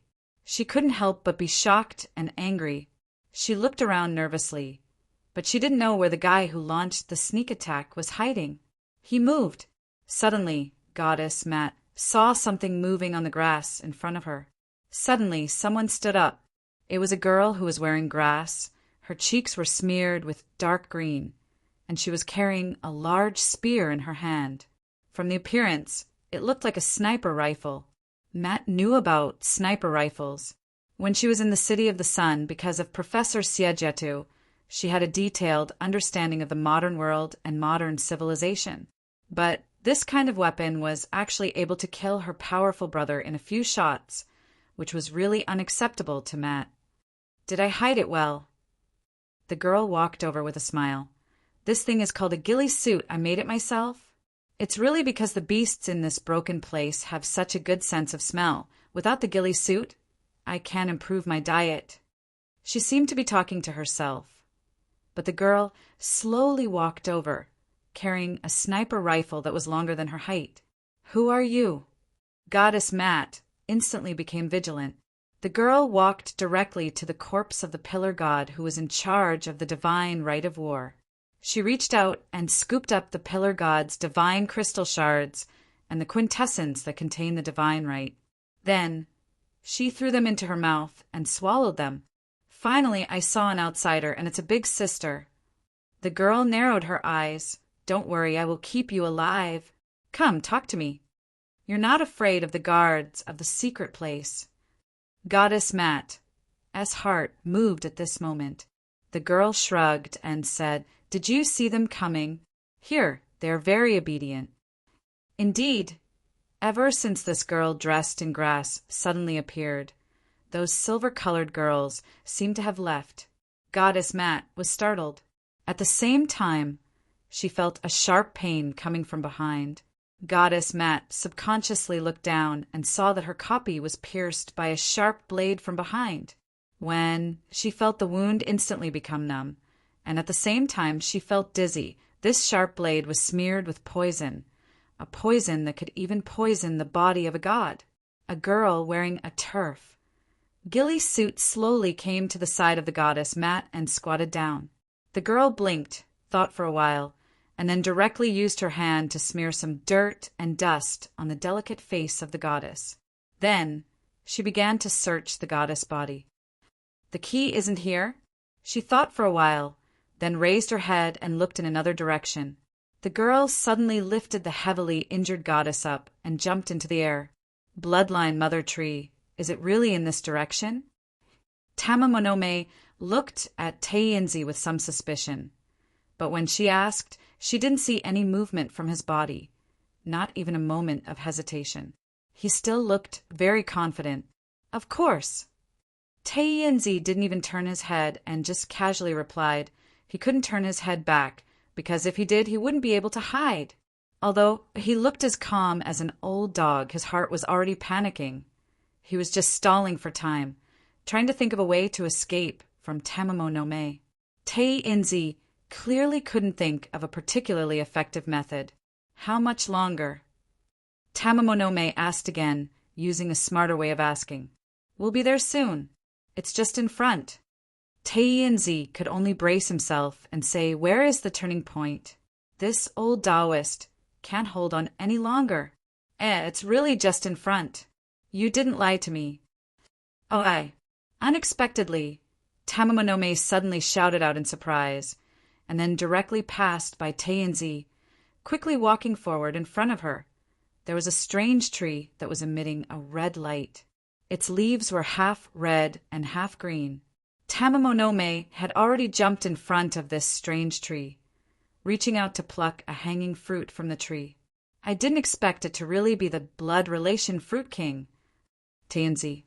Tamamonome turned around and directly threw the fruit in her hand at Teinzi. I promised you this is your share.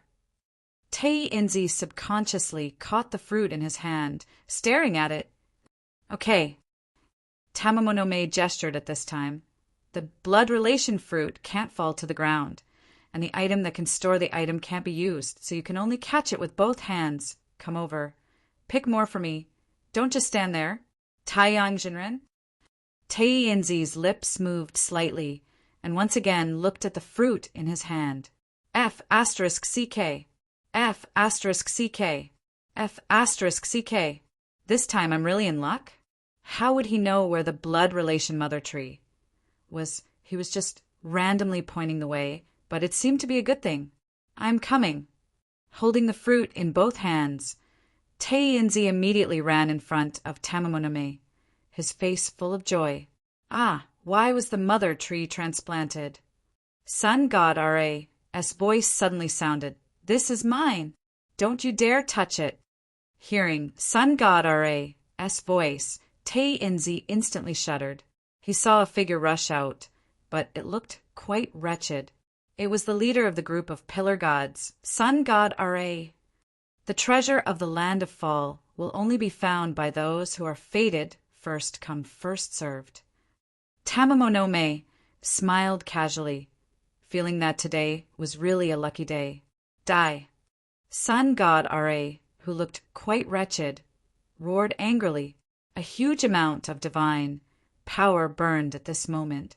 Tamamonome's expression couldn't help but change slightly, staring at Tainzi and frowning. You provoked a greater divine power? Tainzi. He didn't know what a greater divine power was, but there was no doubt that it was troublesome. This sun god Ra's eruption made him tremble with fear, and his legs went soft.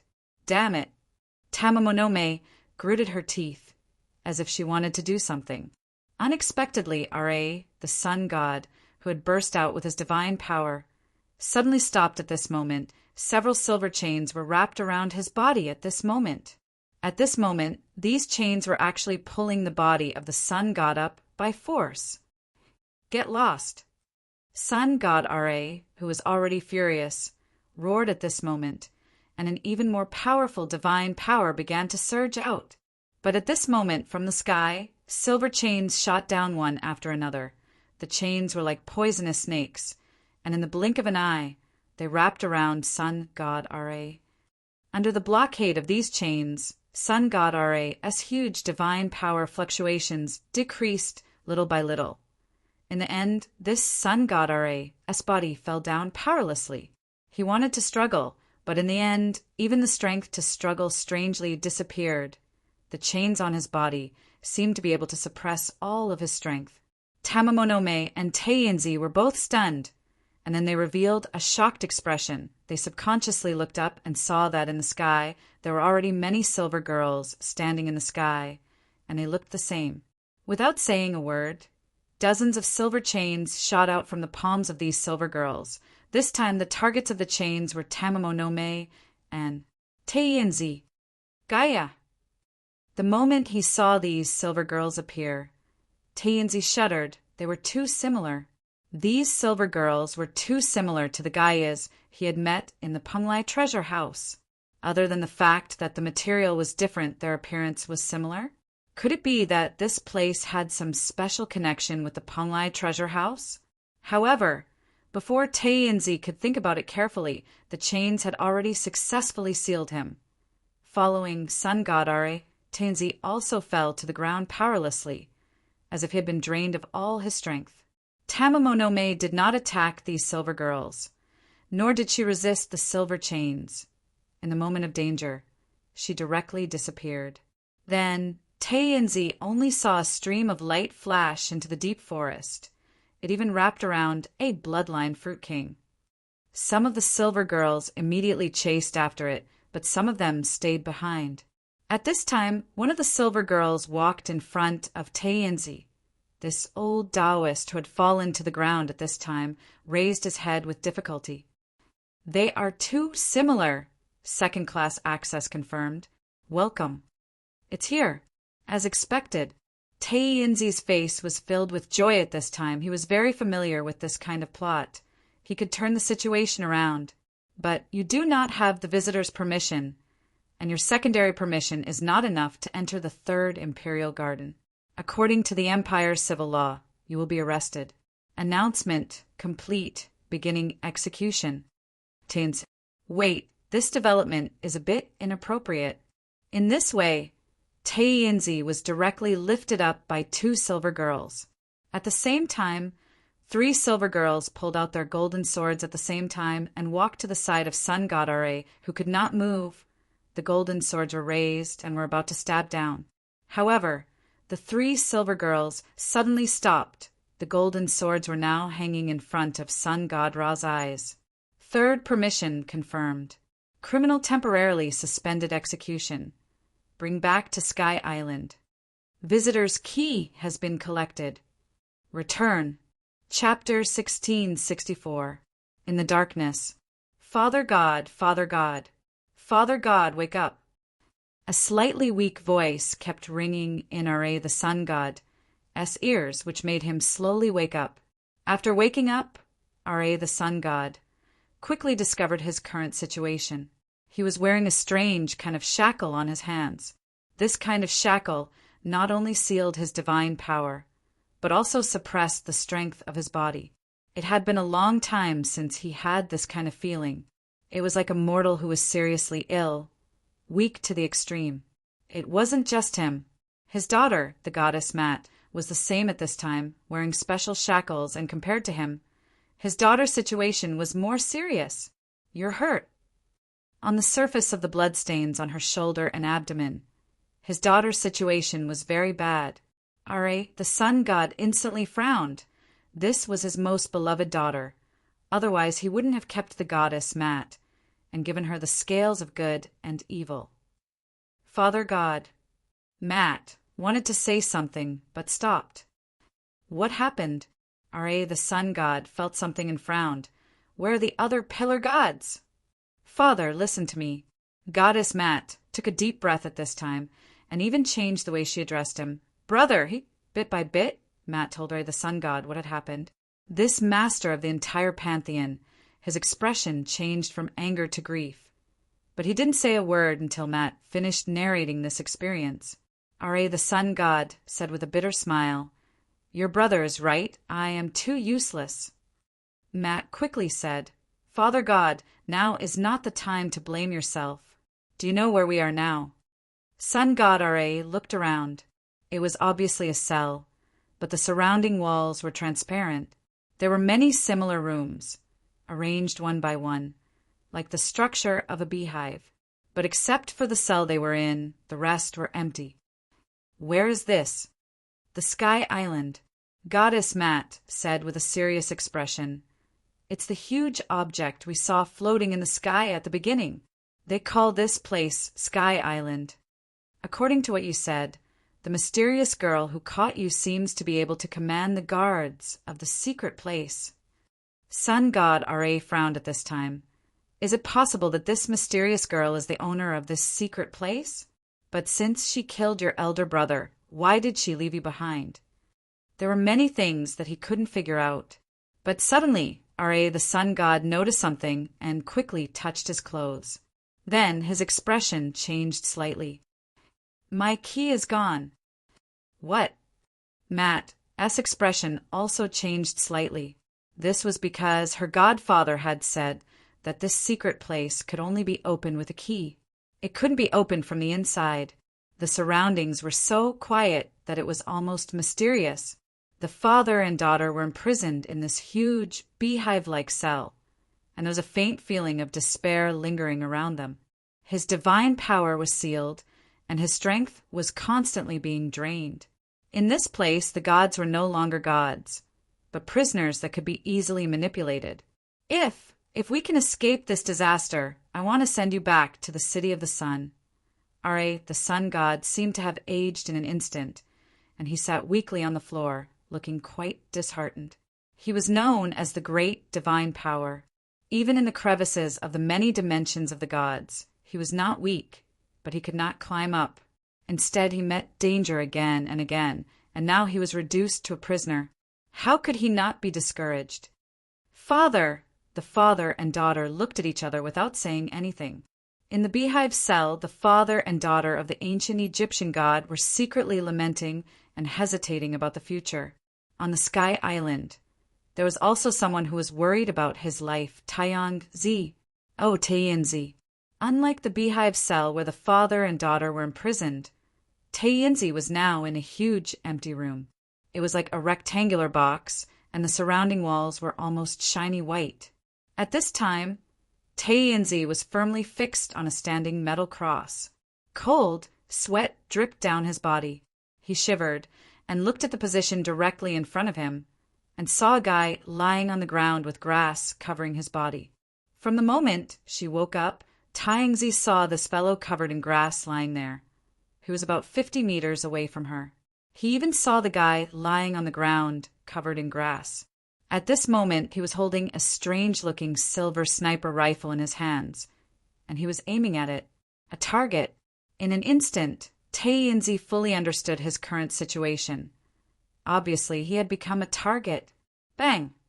Just at the moment he realized that he had become a target, the silver sniper rifle suddenly made a roaring sound. The bullet flew directly over Tae-Inzi's head. His hair was gone, as if it was shaved by a razor, and a path was opened in the middle. Tae-Inzi suddenly trembled and shouted in horror, "Hero, spare my life! I'm still a beautiful girl, not a hero, spare my life!" The other party's joking voice came from a distance. Tae-Inzi was stunned. Before he had time to speak, the other party had fired again. This time, the bullet still scraped his head, and half of his hair was shaved clean. "I'll die. I'll definitely die." Tae-Inzi took a deep breath and struggled, desperately. Don't mess around. I tell you, I have a master. My master just needs to stomp and blow. Bang! Okay, Tae-Inzi's head was completely clean. The girl wearing a ghillie suit with a face full of camouflage colors coldly said, "Okay, don't talk nonsense. Now, I'll ask you a question and you answer it. If I feel that your answer is too slow, I'll shoot, understand?" "Understood. Understood." Tae-Inzi quickly nodded. "Who sent you here?" Tae-Inzi quickly said, "It's Master Musashi. He sent me here to pick the blood-red fruit." "Master Musashi," the girl muttered, and then quickly asked again, "Who is Master Musashi?" Master Musashi is a member of the Transcendence Organization, the gatekeeper of the Eternal Night Palace. Tae-Inzi also quickly said, "I have some reasons to join the Transcendence Organization. The blood-red fruit is the condition for me to join. Really, I don't have any evil intentions. I just want to pick a fruit." "Why do you want to join this organization?" But the girl continued to interrogate him. Tae-Inzi stammered, but he couldn't explain. Before he set out, he was forbidden to speak by his master, so he couldn't reveal the real reason. He couldn't even take the initiative to reveal his master's name. I can't say." Tae-Inzi's face was bitter, facing the danger of death. His face was as white as a sheet of paper. "So, you didn't come here to find me?" the girl said coldly. No. Tae-Inzi quickly said, "I really came here to pick the fruit, but I was kidnapped on the way, so I came here. I didn't mean to offend you. Miss Fairy, you and I don't know each other. There is no enmity between us. You really didn't come here to find me. Why do I suddenly feel very sad and want to find something to vent it? You." Bang, bang, bang, bang, bang, bang. The bullets kept flying past Tae-Inzi's neck, cheeks, waist, and even some more private parts, accompanied by the roar of the silver sniper rifle. Tae-Inzi felt as if he had taken a trip to the gates of hell. Finally, the silver sniper rifle's muzzle emitted a trace of hot air, but it stopped. Tae-Inzi finally breathed a sigh of relief. "Oh, there is still one more shot. Shoot!" the girl suddenly said excitedly. Bang, bang. Tae-Inzi opened his mouth and was about to curse, but this time the bullet didn't fly past his body, but directly pierced his neck. So the curse instantly turned into a scream. Tae-Inzi's head flew out at once, and a trace of gray mist came out of the cut. Then his head rolled all the way on the ground and finally hit the wall on the side. Strictly speaking, the Black Soul Envoy didn't have the so-called organs. Even if only the head was left, he could still live. Tae-Inzi was still alive at this moment. Even after his head was cut off, he instantly regained his freedom and ability. So, Tae-Inzi's head flew up and instantly turned into a huge, evil spirit's head, flying toward the girl in the ghillie suit to bite. You ignorant girl! Today I will teach you what it is to be dominated by fear. I'm scared, scared! The girl in the ghillie suit stood up at once, and the huge sniper rifle in her hand was instantly swung like a wooden stick toward the flying evil spirit's head. It was a home run. Tae-Inzi hit the wall again. This time a few of his teeth were broken, and he saw stars. The girl in the ghillie suit jumped over at this time and stepped on Tae-Inzi's head. The muzzle of the sniper rifle directly pressed against Tae-Inzi's cheek and pressed down hard. I was wrong. I was really wrong. Sorry, Hey, Uncle Tae-Inzi, look who I am. Tae-Inzi couldn't help but be startled. He subconsciously widened his eyes.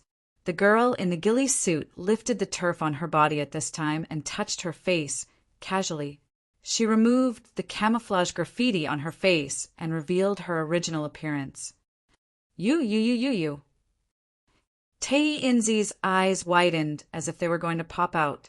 He stared at the girl's conspicuous short white hair. And I, Miss Nero? Hello. So, Miss Nero, you inexplicably returned to the past era. After inexplicably finishing a job, the main god's battlefield collapsed, the space shattered, and the void original demon invaded. Then you inexplicably fell into the gap between dimensions.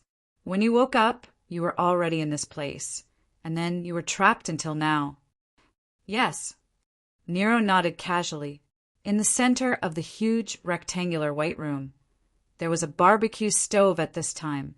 Nero was roasting something on the stove. It seemed to be the meat of an unknown beast. Needless to say, the smell was quite fragrant. The guards in this lousy place never eat. I can't stand it. Nero sprinkled the unknown spices and said with a smile, But there are many beasts in this place. When I'm bored, it's quite fun to wear the ghillie suit to hunt. But these guards know it's me, so they don't stop me. I feel so bored, so every time I restrain the aura of the black soul. They can't find out that I have the third-class authority, so they treat me as a poacher. Then they come to catch me, and then I fight back. Haha, interesting. Tae-Inzi looked at Nero, who was roasting the meat, with pity. This child is so pitiful. I've only been trapped in the white jade token for 500 years. But this child doesn't even know how many years she has been trapped in this secret place. I'm afraid she's too sleepy. Oh, it's done, Uncle Tae-Inzi. Do you want a skewer? Nero blinked and said. Tae-Inzi also blinked, and then his head slowly floated up. Before that, you're not going to put my head back? He waved his eyes, indicating that his body was still on the cross platform and hadn't been put down yet. No. Nero shook her head at this time. After eating, I have to continue to practice shooting. Uncle Tae-Inzi, this is my habit now. How about this gun? I found it in the warehouse of the Sky Island. When I first saw it, I fell in love with it. It's thick, hard, and long. I have to hug it to sleep every night, and I can't bear to let it go. Uncle Tae-Inzi, you really don't want to eat it? Oh, give me a skewer. Tae-Inzi said subconsciously, and then he was stunned. He glared at her and said angrily, You little brat. In any case, this old Taoist is the first black soul that Master has transformed into. I am still your senior, no matter what. How dare you do this to me, offending me? Aren't you afraid that I'll report you in front of the Master when I go back? Quickly let me go, put on my head, and then serve me well.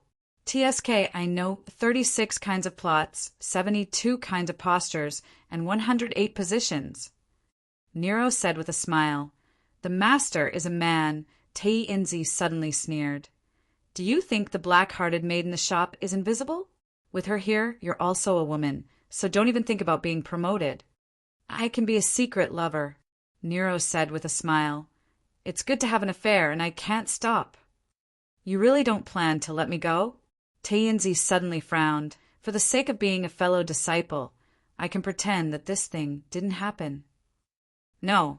Nero's expression suddenly became cold, and she said expressionlessly, Anyway, you didn't come to me, so why should I let you go? You are now my captive, and I can kill you. As she said, she took a bite of the barbecue, but after chewing a few mouthfuls, she spat it out. Bah! It's disgusting. Chapter 16, 65. He picked up the head on the ground with both hands, then put it on his neck and straightened it. After a while, Tainzi spat out a gray mist and turned it into an afro wig. Then he began to comb it with a comb. People who were used to wearing wigs were like this. They treasured it very much. Nero blinked and couldn't help but ask curiously, "Why don't you just turn it into hair?" "What do you know?" Tainzi glanced at this ignorant girl. He didn't even remember that his body was pierced with thousands of holes just now. Tainzi had made up his mind. After this undercover operation was successful, he must report this ignorant, wild girl. Nero didn't understand, but she was overjoyed. She simply learned from Tainzi. She blew a mouthful of air and turned it into an afro wig. Then she put it on. Needless to say, it was quite stylish. Tainzi's eyes couldn't help but twitch a few times. He felt that a sacred place in his heart that must not be trampled on seemed to be insulted. He took a deep breath and calmed down the discomfort in his heart. He obviously remembered the task ordered by his master, but to enter the Transcendence organization, he needed to complete Musashi's assessment. At this moment, how could he not know that picking the blood fruit was a big trap that Musashi dug for him? If it weren't for the chance to meet Nero in the secret place, there was Sun God Ra in front of him and Tamamonome in the back, who knew how many enemies of Musashi were lurking around. He would have played a song to cool himself down, but it seemed that the opportunity was also here. Nero, she seemed to have mastered the guards of this secret place. At least, this sky island was currently under Nero's control. Those silver girls were obviously under her control too. Third-class authority? Tainzi silently calculated the difference between his authority and Nero's. But he couldn't think of a reason at present, so he could only hide the question in his heart. "Miss Nero, I need some bloodline fruits as a stepping stone to enter the Transcendent organization." At this time, Tainzi sorted out his thoughts and felt that his tone was very good. This is the task that the master ordered. Now that you have mastered this secret place, I think you can help me get some? Miss Nero, we are from the same sect after all. We should help each other. I will never forget today's kindness. If Miss Nero has any requests in the future, as long as you say the word, I will do it without hesitation. Even if I have to climb the mountain of swords, go into the pot of oil. At this time, Nero directly moved a huge oil pot. The oil in the pot was boiling. Before he got close, a heat wave had already hit him. Nero pointed at the oil pot and said innocently, "Jump, Uncle Tainzi. I've never seen anyone put into a pot of oil before." Fight, he couldn't beat them. Not to mention that those silver girls didn't care about his second-class authority at all. Tainzi gritted his teeth and thought that he would rather suffer a little. As long as he served this, which, well, he would have some prospects of joining the Transcendent organization. After completing this undercover mission, humph, I'll endure it. I know Miss Nero is angry in your heart. As long as Miss Nero can calm down, I'll apologize to you on behalf of the master. What's wrong with going into the pot of oil? Tainzi was actually very smart, but he didn't know why he was often muddle-headed. Perhaps it was because of his character, but he was actually very smart. In a short communication, he had already figured out the reason why Nero was angry with Jaunat this time. She was probably angry with the boss for leaving her here. Besides, this pot of oil looked fierce. During class, with the black soul body, what kind of pot of oil could cause harm to him? After going into the pot of oil, he was afraid that it would only make his body greasy. At most, he would cry out in pain after going into the pot of oil, which would make this little witch happy. Tainzi immediately climbed to the edge of the pot of oil and was about to jump in. "Wait a minute," Nero suddenly shouted. "Who told you that I'm angry with the boss?" "Aren't you?" Tainzi couldn't help but be startled and stared at Nero. Nero shrugged and didn't say anything.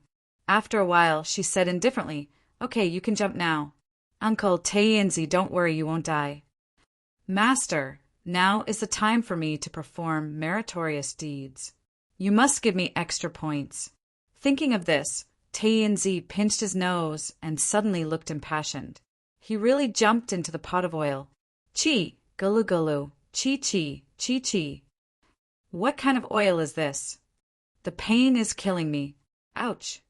Ah." He really jumped. Nero suddenly opened her mouth. "Even if I touch some of this oil, it will hurt for a long time. Uncle Tainzi, you are so fierce." Tainzi puff. It was impossible to die. At most, it would hurt his soul as if it was being roasted by a raging fire. Tainzi lay on the ground, looking at the ceiling helplessly. His skin and flesh were exploding, and the black fog on his body was fluctuating between condensing and dispersing. Finally, Nero remembered that Tainzi was also the boss's subordinate. After Tainzi exploded to 70%, she took him out of the pot of oil. "Sorry, Uncle Tainzi, I didn't expect you to jump into the pot of oil." Nero squatted next to Tainzi pitifully at this time, holding a freshly picked, blood-red fruit in her hands. "Here, this fruit is for you." "Really, really for me?" Tainzi didn't believe it. He felt that there was a conspiracy here. Nero curled her lips and said, "Yes, but there is a condition. Do you agree?" "Say it first." Nero said with a smile, "Uncle Tainzi, your undercover mission seems to be very fun. Do you need an assistant? What do you think of me? You."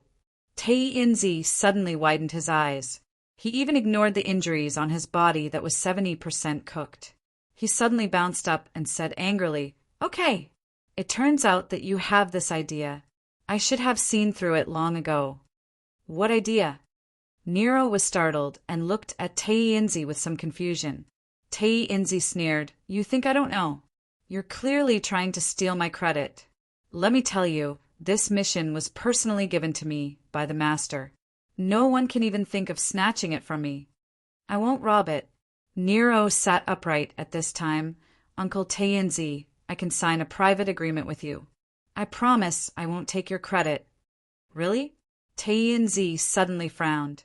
There was no proof, but if Nero really wanted to sign a private agreement, if this agreement was really owed, even if it was brought to the master, he would not be afraid. "Of course." Nero nodded vigorously. Speaking of which, Tainzi was not too familiar with Nero. When the master recruited Nero, he was still engaged in great construction work in the main God Mountain. As for the rest system set by Miss Maid, it was even more heartless. So far, Tainzi only had a brief impression of Nero. But since this girl was willing to sign an agreement, have you thought it through? Tainzi hesitated for a moment before asking tentatively, "The master didn't say how long this mission will take. I don't know how long I have to lurk. You have been trapped in this secret place for many years. Now there is a chance to go out. Don't you want to go back to the shop?" "If I go back, I will be punished. If I can go out, why should I go back?" "Uncle Tainzi, can I massage your shoulders?" Nero ran directly behind Tainzi at this time, reached out and pinched his shoulders and whispered, "How is it? Is this strength appropriate?" "I'm sorry, Senior Tainzi. I have just thought it through. You are my senior. I shouldn't treat you like that. Besides, if you didn't bring the person who has the key to open here, I don't know how long I will be trapped here. You are my great benefactor. Uncle Tainzi, can you forgive me?" Tainzi said lightly without any expression. He was the type of person who could be persuaded by force but not by force. At this moment, Nero was serving him personally. He was so happy in his heart that he almost laughed out loud. "Here it comes. This is the treatment that the first Black Soul envoy under the Master should receive. This is what I am pursuing. Senior, what do you want to eat? I will get it for you right away, okay? And you little girl are enlightened."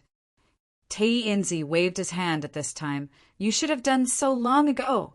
Seeing that you are so sensible, I will reluctantly agree to your request." "Really?" Nero suddenly became enthusiastic. Tianzi said formally, "But I have to say in advance that the agreement has to be signed after all. And in this operation you must respect me. You must not do anything beyond my command. Everything must be reported to me. Let me tell you, if you ruin my business, it is equivalent to ruining the master's business. You will be beheaded. Don't worry." Nero showed a sweet smile. "I am the most obedient in front of the boss." "Agreement, sign it."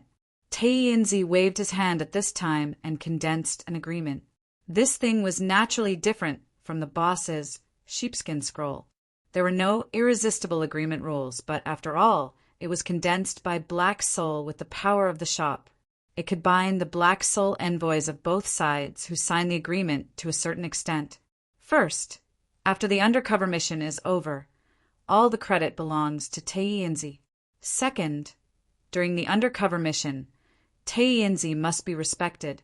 Third, during the undercover mission, any information must be unconditionally shared with Tianzi. Okay, look carefully. Look carefully, sign it. Tianzi waved his hand, and the agreement was sent directly to Nero. Nero blinked her eyes, stretched out her fingers, and quickly drew on the agreement. Then she stamped a handprint on it. "What are you doing?" Tianzi's eyes were very sharp. At this time, he clearly saw that Nero had altered the agreement and changed the name of the master to his own. He was shocked and angry and was about to jump up. Then Nero smiled. At the moment when Tianzi was furious, she grabbed his palm and pressed it on the agreement. "Okay, it's done. Uncle Tianzi, when are we going to move? I will tear you apart, you little girl. How dare you bully me?" Tianzi's eyes were red, and he instantly exploded.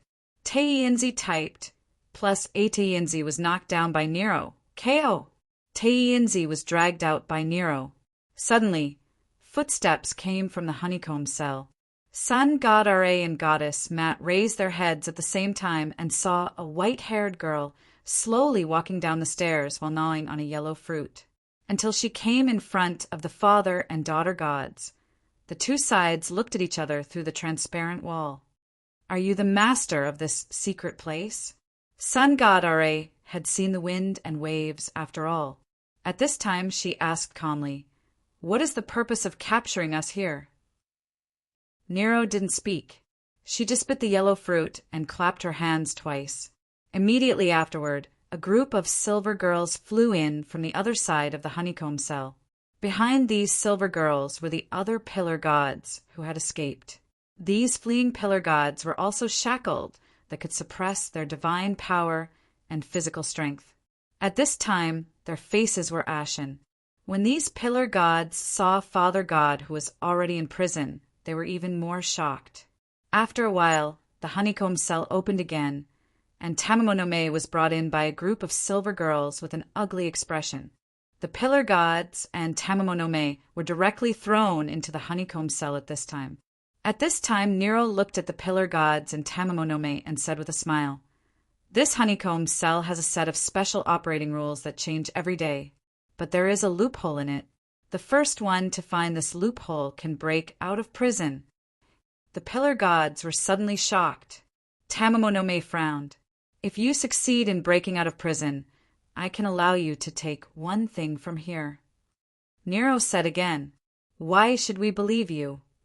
Goddess Matt said indifferently at this time. Nero tilted her head and showed a big smile, but she didn't say anything. She directly jumped up the stairs and left the honeycomb cell. She seemed to be in a good mood. "Miss Nero, do you think the taste of this fruit? I just picked it on the road. I think you are already thirsty." Tianzi held a pear-shaped fruit in his hands and walked over with a smile on his face. "Wow, Uncle Tianzi, you are really a good person. Thank you for your hard work." Nero happily received it. "As everyone knows, as a senior, I have the obligation to take care of the younger generation. It's not a problem, it's not a problem." Tianzi quickly waved his hand. At this time, he and Nero were standing at the entrance of the secret place. Nero threw out the key found from Sun God Ra and directly opened the huge stone door. This secret place, according to the Silver Girls, is called the Third Royal Garden. I wonder which family is this? Tainzi suddenly asked. Some vague information began to appear in his mind. The last time he had this feeling, he successfully wrote a few words for Boss Luo. It seems to be called the Eternal Empire. Nero said casually, it is said to be the garden of the second prince, but there is no record on the Sky Island. Those Silver Girls are actually the original gardeners of this royal family. They don't know much other than taking care of this garden. Eternal Empire? Tainzi frowned. The things in his head seemed to be about to surface at this time, but there was always something missing. It was like being covered with a layer of gauze. He couldn't see the true appearance, which made him very uncomfortable. Second, Prince, Desolation. Nero nodded and said indifferently, his name is Desolation. Apart from that, there is nothing else. Boom! Suddenly, Tainzi's head seemed to explode, and then a memory fragment appeared instantly. The second prince, Desolation. The initiator of the root capture plan. Hashtag, hashtag, hashtag, hashtag, hashtag PS as usual. Chapter 1666. Uncle Tainzi, Uncle Tainzi. Nero suddenly shouted continuously. Tainzi looked at Nero in confusion, not understanding why she was so surprised at this time. The secret hidden in his mind had just opened a gap, and now was the time to reap the harvest. But it was suddenly interrupted. He could not help but feel angry. You're about to collapse. Nero blinked and said, What? Tainzi was startled and looked at his body subconsciously. The black soul body had completely separated at this time, and there was no part of his body that was connected. Tainzi suddenly woke up from a dream, and his eyes flashed with horror. The secret in the depths of the memory in his mind was instantly interrupted and became indescribable. Tainzi's black soul body gradually merged again. Just a little more time. Tainzi had a feeling that his black soul body would be completely dispelled, and then what awaited him would be the endless darkness in the Ark of the Covenant. He immediately shuddered, feeling incomparably fearful. At this moment, his mind gradually calmed down, but what followed was waves of piercing pain.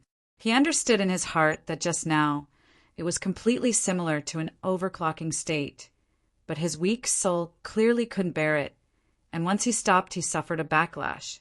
It seemed that the task given by Master was not so easy to complete. This time, because of Nero, he had only uncovered the tip of the iceberg, and his body had almost been broken. Perhaps, when his black soul body evolved again, the next time the secret in the depths of his memory emerged again, he would be able to pry for a longer time. Are you okay? Nero saw that Tainzi had stabilized and looked at him carefully. It's nothing serious. Tainzi shook his head. Just now, because I suddenly remembered something. Nero thought for a while and said, About famine? Tainzi shook his head again, and this time his attitude was quite firm, as if he did not want to say more. Nero did not ask carefully. Fighting was fighting. For an old ghost like Tainzi who cherished his life like gold, there might be a time when he was really willing to risk his life. Well, now that we have the blood relation fruit, how do we go to the Eternal Night Palace? Nero changed the topic directly. Tainzi took out an item. This is the coordinates to the Eternal Night Palace. Since we're out, let's head straight to the Eternal Night Palace. Okay. Nero nodded and walked out of the huge stone door without saying anything more. By the way, how long have you been trapped here? Tainzi just wanted to relieve his headache, so he casually found a topic. 55,270,080 hours. Nero turned around at this time and said expressionlessly, Another 24 minutes. That second, just now, was the 35th second. Tainzi opened his mouth, subconsciously, but this little girl had already walked far away by now. She didn't seem to be overjoyed after escaping, nor did she seem to be in a daze. She only looked around curiously. So careful! It seems that the resentment is not small. Tayenzi sighed and shook his head. Master, this time it's two. At this time, Tayenzi suddenly felt an inexplicable fear, as if he stepped on the edge of the cliff. Could it be that I came to the third royal garden because... The fear and panic in his heart gradually became stronger. Tayenzi took a deep breath and completely emptied his mind. Then he felt better, but he dared not to figure out anything. It was said that there were still most of the areas in the deep sea that rejected human exploration. In the bottomless seabed, the number of new creatures that humans could find was still increasing every year. Here, it had exceeded the limit of human technological exploration. At the bottom of a huge trench, Boss Luo and Mississippi maid were strolling. The strange algae that grew at the bottom of this deep-sea trench was emitting green light at this time. Behind the boss and Mississippi maid, there was a waterspout that rose to the sky. It was like a pillar that supported this strange place. The humidity was quite strong. If one waved his hand casually, his palm would be wet. Luaccio had arrived at the periphery of the underwater city recorded in the information left by Lamias for almost 20 minutes. During this time, he had been wandering in this deep-sea trench. He had not met the residents of the underwater city, but he had seen some strange deep-sea creatures. In the deep sea, even if there was a civilization that was completely independent of the human country, it must have been born with the birth of the human civilization on the land. In theory, the time between them should not be too far apart. Perhaps it was before the human civilization, perhaps it was after the human civilization, because the subworld number 003 had been rebooted many times before the current human civilization existed. The reboot in Araya's script must be the reboot of the whole world. Of course, this alternative civilization in the deep sea would not be left out. Therefore, the underwater city would not be the legacy left by the previous reboot civilization. But it had not been exposed to the human world so far. Even if there were records, it was probably only in the hands of those ancient organizations. For example, Xianyuan Palace, which had been dedicated to resisting the invasion of the deep-sea demons. For example, Black Order, which searched for materials in the deep sea. Therefore, it could be speculated that the civilization of the underwater city also existed in Araya's civilization script this time, but it might only exist as a hidden line. Now, all kinds of extraordinary creatures were emerging in the human countries all over the world. This should have happened immediately after the Mount Tai disaster, but because of the existence of the Terminator, it was delayed for several months. Because of the existence of the Terminator, the official reboot of civilization would only truly start after the Terminator. But Araya obviously would not wait until then to act. Based on the current situation, it was probably the idea of gradually opening up and gradually intensifying, making early preparations. And this point clearly did not clash too much with Boss Luo's request. Perhaps even the underwater city would really start to come into contact with human society soon. Luaccio suddenly had such a thought and then shook his head. He knew that when such a thought was inadvertently born, there would soon be some changes. It was hard to say whether it was good or bad. He stopped at the end of the deep-sea trench. There were two gigantic statues that were over 100 meters tall. They stood on the left and right sides of the trench as if they were guards. The statue on the left had the appearance of a human man wearing battle armor, while the statue on the right had the appearance of a strange non-human creature.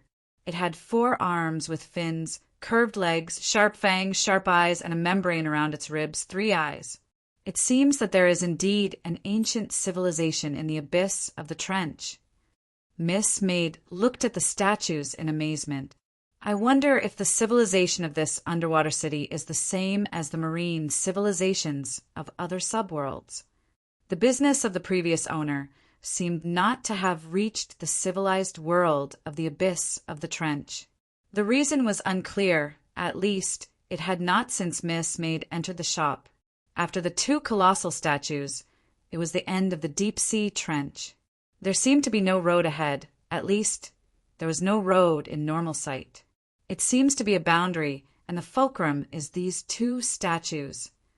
After a few more glances, Miss Maid understood. There is no fluctuation of world fragments nearby, but the space is a bit unstable. It is presumed to be an artificial subspace, but it is not out of the present world. It seems to be the application of space-folding technology. Space folding many branches. As for the one in front of them, it was probably similar to the technology of overlapping a larger house with a smaller one. "Master, do you want to go in now?" Boss Luo thought for a while. Then he thoughtfully looked at the road where he came from. In front of him, a flickering blue light was rushing toward him. Miss Maid reacted quickly. She took a step forward and waved her hand to stop in front of Boss Luo. The blue light in front of them gradually became clear. Boss Luo saw a young man wearing goggles and holding a 1-meter-long stone spear on a strange vehicle. At this time, the young man showed a panicked look. The vehicle looked like a motorcycle, but it had no wheels. It was grayish-white, like it was made of the shell of some kind of shell-type creature. The blue light was released by this strange vehicle. It seemed to be the light emitted when the drive system was activated. The young man on the strange vehicle was saying something in a panic, a language that was different from all the languages of the current human society. Boss Luo gently squeezed Miss Maid's palm at this time. The young man's panicked. Words became clear and understandable. In the next second, communication was no longer a problem. Boss time consumption, 10 days. Get out of the way. Get out of the way. Get out of the way. I can't stop. Get out of the way. The young man shouted in horror at this time. So Boss Luo pulled Miss Maid and walked a few steps to the side. The young man rode his own vehicle and instantly flew past Boss Luo and Miss Maid. After confirming with his eyes, the young man couldn't help but have a trace of doubt in his eyes. Why did he get out of the way? Bang! The vehicle that couldn't stop hit the base of the huge humanoid statue. In an instant, this strange vehicle was smashed into pieces. As for the young man, at this time he stood up without any serious injury. The strength of his body was a bit unexpected. At this time the young man was holding his waist with one hand and rubbing his forehead with the other hand, shouting in pain. Suddenly, the young man seemed to remember something. He looked at the road in horror and shouted, "Go! Go! The sea monster tribe is coming. You go quickly." As he said, the young man with goggles quickly took out a water, droplet-shaped crystal about half the size of a palm from his body and stuck it on his forehead, facing the unknown center of the two huge statues. Very quickly, a blue light shot out. Very quickly, a thin layer of light screen appeared at the base of the two huge statues. It was like the surface of the water that had been mixed with alkaline water and was filled with a layer of colorful brilliance. "Come here." At this time, the young man shouted at Boss Luo and Miss Maid again at this time, looking more and more nervous. "They are coming!" Luocho looked at this time, casually at this time. In the deep sea trench, at this time, a group of strange creatures appeared at this time. They looked similar to the huge, strange creatures at the end of the trench on the right side. The sea monster tribe that the young man mentioned also had 3 eyes, but they didn't have pupils or noses. However, their ears were pointed and long, and their mouths were open to the root of their ears. Their sharp teeth were like steel thorns. At this time, they were salivating and looked extremely hungry. They crawled on all 4s like spiders. They were extremely fast and were about to press forward. Miss Maid saw this and glanced at Boss Luo. Attack? Boss Luo shook his head, then walked to the young man who opened the door. Go in first. Miss Maid didn't care. Master never took the initiative to kill. Not to humans, not to the sea monster tribe, and not to humans. That was close. If you were a little slower, those sea monster tribe would definitely eat you. After passing through the colorful film, Boss Luo and Miss Maid came to a cave. It was quite dry. Although the humidity was still high, it was much better than the outside. As for what happened to those sea monster tribe who failed to hunt, the people who were already in the cave couldn't see. The young man with goggles leaned directly against the rock wall at this time, holding his knees with both hands, gasping for breath. After a while, he recovered and looked up at Boss Luo and Miss Maid. "Hey, who are you?" The young man looked curiously at this time, and even approached, raising his head and sniffing hard with his nose. "Why don't you have any smell?" He pointed at Miss Servant Girl. Boss Luo asked curiously, "Smell? What smell?" Miss Maid always had a faint perfume smell on her. The young man frowned and said, "It's the smell of being alive, but everyone's smell is different. I was born to smell these smells. She's so strange. Even the sea monster tribe has a smell, but she doesn't. Oh, I can't smell you either. What's the matter?" "What's your name?" Boss Luo asked. The young man couldn't help but be startled, saying subconsciously, "Riaz. My name is Riaz." As soon as he finished speaking, he quickly opened his mouth in surprise. It wasn't because he had reported his name, but because he had said his name without any vigilance, as if it was only natural. "You grew up here?" Boss Luo asked again. The young man, Riaz, nodded and said, "Yes, I grew up in Lemuria since I was young, and I'm going to be an adult soon." Why is it that no matter what this big brother asks, I always have the urge to answer him immediately, "Lemuria." Boss Luo blinked. Underwater city. Who are you?" The young man Riaz suddenly became vigilant, took 2 steps back, and even raised his 1-meter-long stone spear. "We're lost." Boss Luo smiled. Hashtag, hashtag, hashtag, hashtag, hashtag. Chapter 16, 67. Perhaps it was because he was still young, or perhaps it was because he had never seen the sinister side of people, or perhaps it was because of other reasons. Riaz quickly walked in front with a little doubt and led the way for Luaccio and Miss Maid. He also briefly explained some things about Underwater City. For example, the Lemuria civilization was once a powerful civilization with a continent's territory. However, after a natural disaster, the once glorious Lemuria city had no choice but to carry out an immigration plan.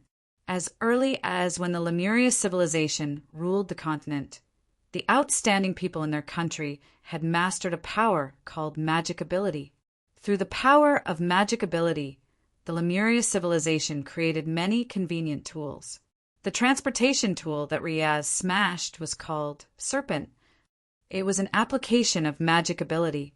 In addition to us, have you ever heard of any outsiders entering Undersea City? Boss Luo suddenly asked at this time. Riaz shook his head. "I haven't heard of it. If you want to know, I'll go back and ask around for you." According to Riaz, in Underwater City, he was actually just a civilian. The place he lived was East 13th Street, far away from the Noble Circle. Civilians were not allowed to leave Underwater City without permission. As for Riaz sneaking out of Underwater City this time, it was to find a kind of mineral outside to modify his serpent. The new All-Star Serpent competition will be held soon. Riaz said with some yearning, "If I can get a good ranking in the competition, I'll have a chance to leave East 13th Street, enter the palace, and see His Majesty the Emperor." Riaz did not explain the reason. Boss Luo's ability to make people speak was not adjusted to unyielding. After a simple exchange, they finished walking through the long tunnel. In front of them was a huge basin. The towering rock walls around it were like solid city walls, protecting the entire underwater city of about 9 million Lemurians. The number of 9 million was officially calculated, but that was 10 years ago. We're here. This is Underwater City. Riaz stood at the entrance of the cave and looked at the entire underwater city. "Welcome to my city." The city was not orderly. Most of the roads were curved. As for the architectural style, it was impossible to find a similar type in modern society. It was like a craftwork created by a variety of strange conches. As for the center of the city, there was a huge white tower that almost surpassed the height of the basin. At the top of the White Tower, a light pillar shot out. That was the light that protected Underwater City from being drowned by the sea. It was eternal and indestructible. As for the Imperial Palace, it was under the White Tower. While the Emperor of Undersea City ruled Undersea City, he was also the guardian of the White Tower. For countless years, the Imperial Palace had been protecting the White Tower to prevent the invasion of the Sea Demon tribe. The Siren race was the descendants of the strange creature on the right of the two huge statues at the entrance of Underwater City. What Riaz learned was that the Siren tribe had abandoned themselves and became demons that plundered everything in the deep sea before they were expelled from this place. But for many years, the Siren race, of course, they wanted to invade the underwater city of the sea and massacre. Why did they slaughter the residents of the underwater city? Boss Luo asked curiously. I said it already. They betrayed Underwater City and betrayed us. Riaz said matter-of-factly, so they were banished. They must have a grudge and want to take revenge on us. Didn't you just say that they were punished because they abandoned themselves? Yes. Riaz nodded. That's what the book said. Boss Luo shook his head. What I'm asking is why the Siren tribe has been tirelessly invading the undersea city. Is there anything they want here? Riaz, however, revealed a confused expression. Why? Is there a reason? When I was born, the Siren race had been invading Underwater City. Not only me, but when my father and grandfather were alive, the Siren race had already been invading. It's been like this for many years. Boss Luo glanced at Miss Maid. Miss Maid understood and opened her palm. There was a blue diamond-shaped crystal in her palm. I picked this up when I came in. It should have fallen from your serpent. I'll return it to you. It's the magic core of serpent. Riaz was pleasantly surprised. Wow, that's great. I can actually find it. I'm still annoyed that I don't have this core. I might have to take one from my father's serpent to assemble a new one to participate in the All-Stars competition. Thank you. You're welcome. Miss Maid smiled and suddenly said, Can we watch the assembly and creation of serpent from the side? Huh. Riaz looked at the two strangers in surprise. He thought for a moment and said, It's okay if it's inconvenient, Boss Luo said casually. No. You helped me find the magic core. Riaz clenched his teeth and said, I should be thanking you. How about this? Come to my house first. How about that? I'll take care of you properly. Also, are you guys really from the outside world? Can you tell me more about the outside world? Of course. Boss Luo nodded. At this time, Riaz suddenly widened his eyes in surprise. Hey, I can smell your scent now. Strange, isn't this the scent of Undersea City? Boss Luo smiled mysteriously. Riaz nodded. Oh, come with me. It's still more than an hour's walk from my house. Hurry up, the buses leave on the hour and a half. We can catch the next one. In addition to the conch-like buildings, the entire underwater city was also interspersed with countless transparent pipes. In the pipes, there were some flying tumuli, as well as vehicles larger than flying tumuli that could carry more passengers, constantly shuttling back and forth. The use of magic energy was everywhere. In Underwater City, magic energy completely replaced the use of electricity in modern human society. The Lemurians also used magic energy to create many unimaginable tools. Underwater City, with a population of 9 million, was actually very small compared to the entire modern human society. But there were technologies that were currently unknown to modern human society. Boss Luo hadn't seen the weapon system of Underwater City, so he didn't make a comparison for the time being. He and Miss Maid followed behind Riaz and soon went through the rock wall at the exit, came to the street, and took the bus to the East District. Before getting on the bus, Luocio looked up at the huge white tower in the center of Underwater City. White as snow, but at the same time, he also saw countless distorted faces. They formed the highest white tower. What's this? Camera. What's this? Cell phone communication tool. What's this? Riaz was very curious about new things. More than an hour of driving passed, unknowingly. "We're here. This is my house." Riaz pointed at a flat two-story conch building and said. It was said that East 13th Street was an area where civilians lived. But the civilians in Underwater City also enjoyed good social benefits. From birth until adulthood, they could receive funding from the kingdom's government. After adulthood, they would be assigned jobs according to the residents' interests and strengths. There was no unemployment here, and there was no so-called real poverty. Even ordinary residents like Riaz had their own independent residence. By the way, Riaz moved out of his home. He only needed to apply for this house. The management office of East Main Street arranged the current residence for Riaz almost instantly. He welcomed Boss Luo and Miss Maid into the house, and then quickly brought 2 bottles of drinks. Sorry, I'm usually the only one living in the house, so it's a bit messy," Riaz said with some embarrassment. "Usually no one comes to me." The living room was already full of various parts used to assemble serpent. The rest of the space in this 2-story house wasn't much better than the living room. Boss Luo picked up a magazine on the sofa and glanced at it. "It seems that you really care about the serpent competition. You want to become a serpent professional player?" "Ah, no. My dream is to become a serpent mechanic," Riaz said at this moment. Boss Luo put down the magazine. "Then why are you participating in this serpent competition?" "Nothing. I'm just a bit curious." Riaz shook his head and immediately stood up. "By the way, do you want to eat something?" "Don't worry. Although this place is messy, the dining room is very clean." "Well, so is the kitchen." "We're not hungry." Boss Luo smiled and said, "You can eat something first. When you start assembling serpent, you can let her come over to watch. I'll wait here." Riaz looked at Luaccio in confusion and nodded subconsciously. He didn't ask much, and he didn't know what to ask. Everything seemed to be natural. Luaccio was like a friend that he had known for many years. Well, a good friend came to his house. It was indeed quite casual, right? Then help yourselves." Riaz left the living room in a daze. Luaccio found something like a remote control on the chair at this time.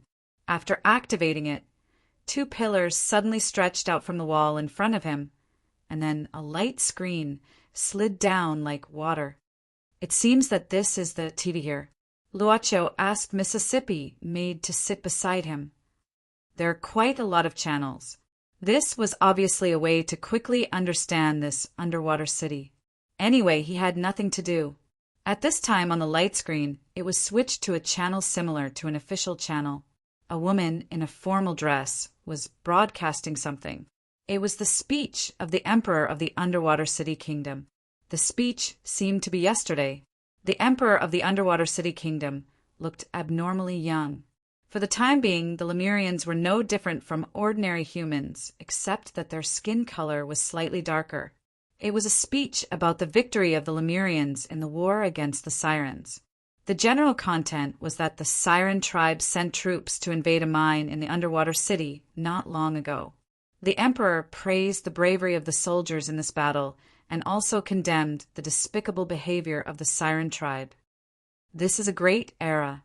I, Louis XXXX, the Emperor of the Underwater City, will definitely lead my people to a brighter future.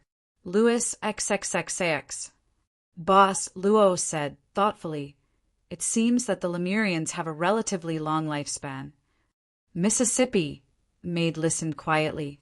At the same time, she began to take out some colorful paper. She was folding paper cranes. After a while, she folded 5 paper cranes. She put the paper cranes in the palm of her hand and blew on them. They instantly flew out of the window of Riaz's house. They went to collect information.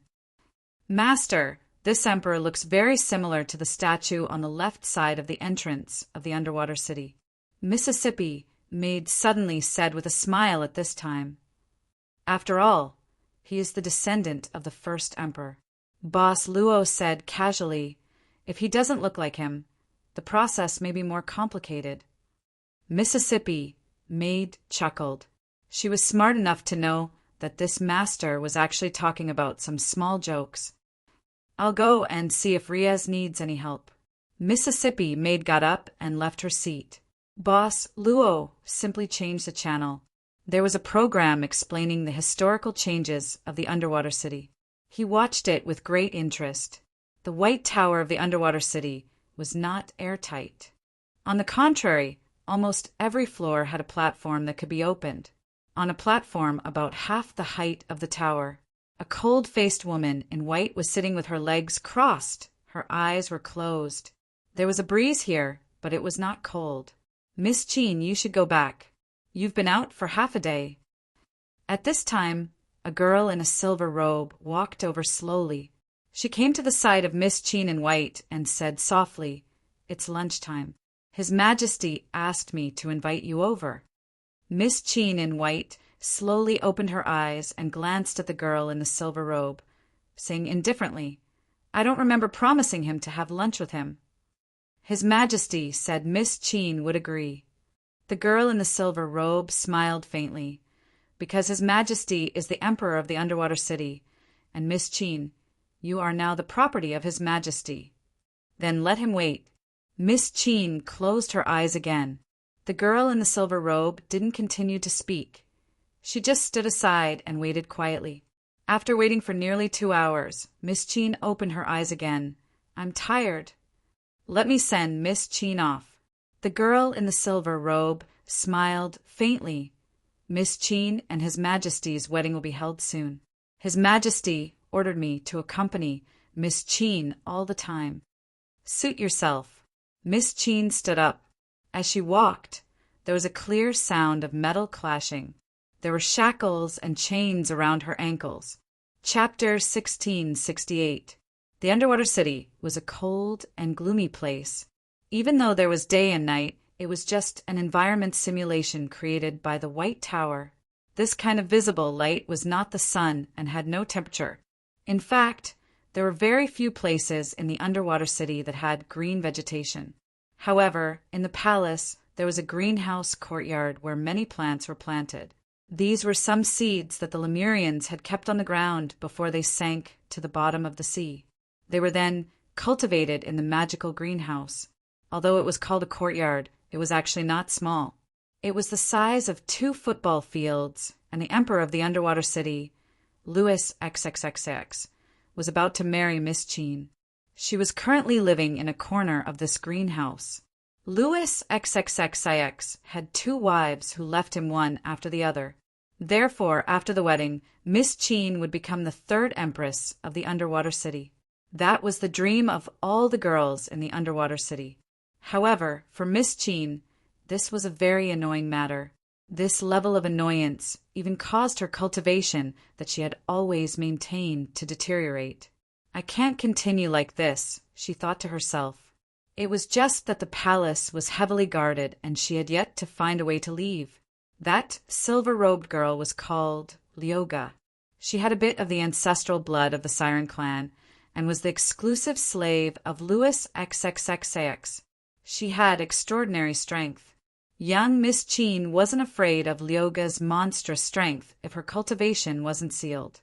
Currently, because of the shackles on her feet, she was in a state of powerlessness. These shackles had a special device that pierced into her body and continuously released a strange power, causing her cultivation to feel as if it was in a deep sleep. That day, she had a great battle with Gong Fanching on the sea and was eventually injured and sunk into the deep sea. When she woke up in the underwater city, she was already shackled. As for her green lotus sword song, it had obviously been confiscated by the emperor of the underwater city. Currently, she did not know where it was placed. In any case, she had already lost contact with the green lotus sword song. Now, she had been trapped in the underwater city for a while. Her injuries had recovered, but unfortunately, she could not use her cultivation. If her cultivation recovered, or if she had the green lotus sword song in her hand, this insignificant underwater city would not be able to imprison her. Now, The Emperor of Underwater City, Louis the 39th, had fallen in love with her at first sight and insisted on setting a date for their wedding.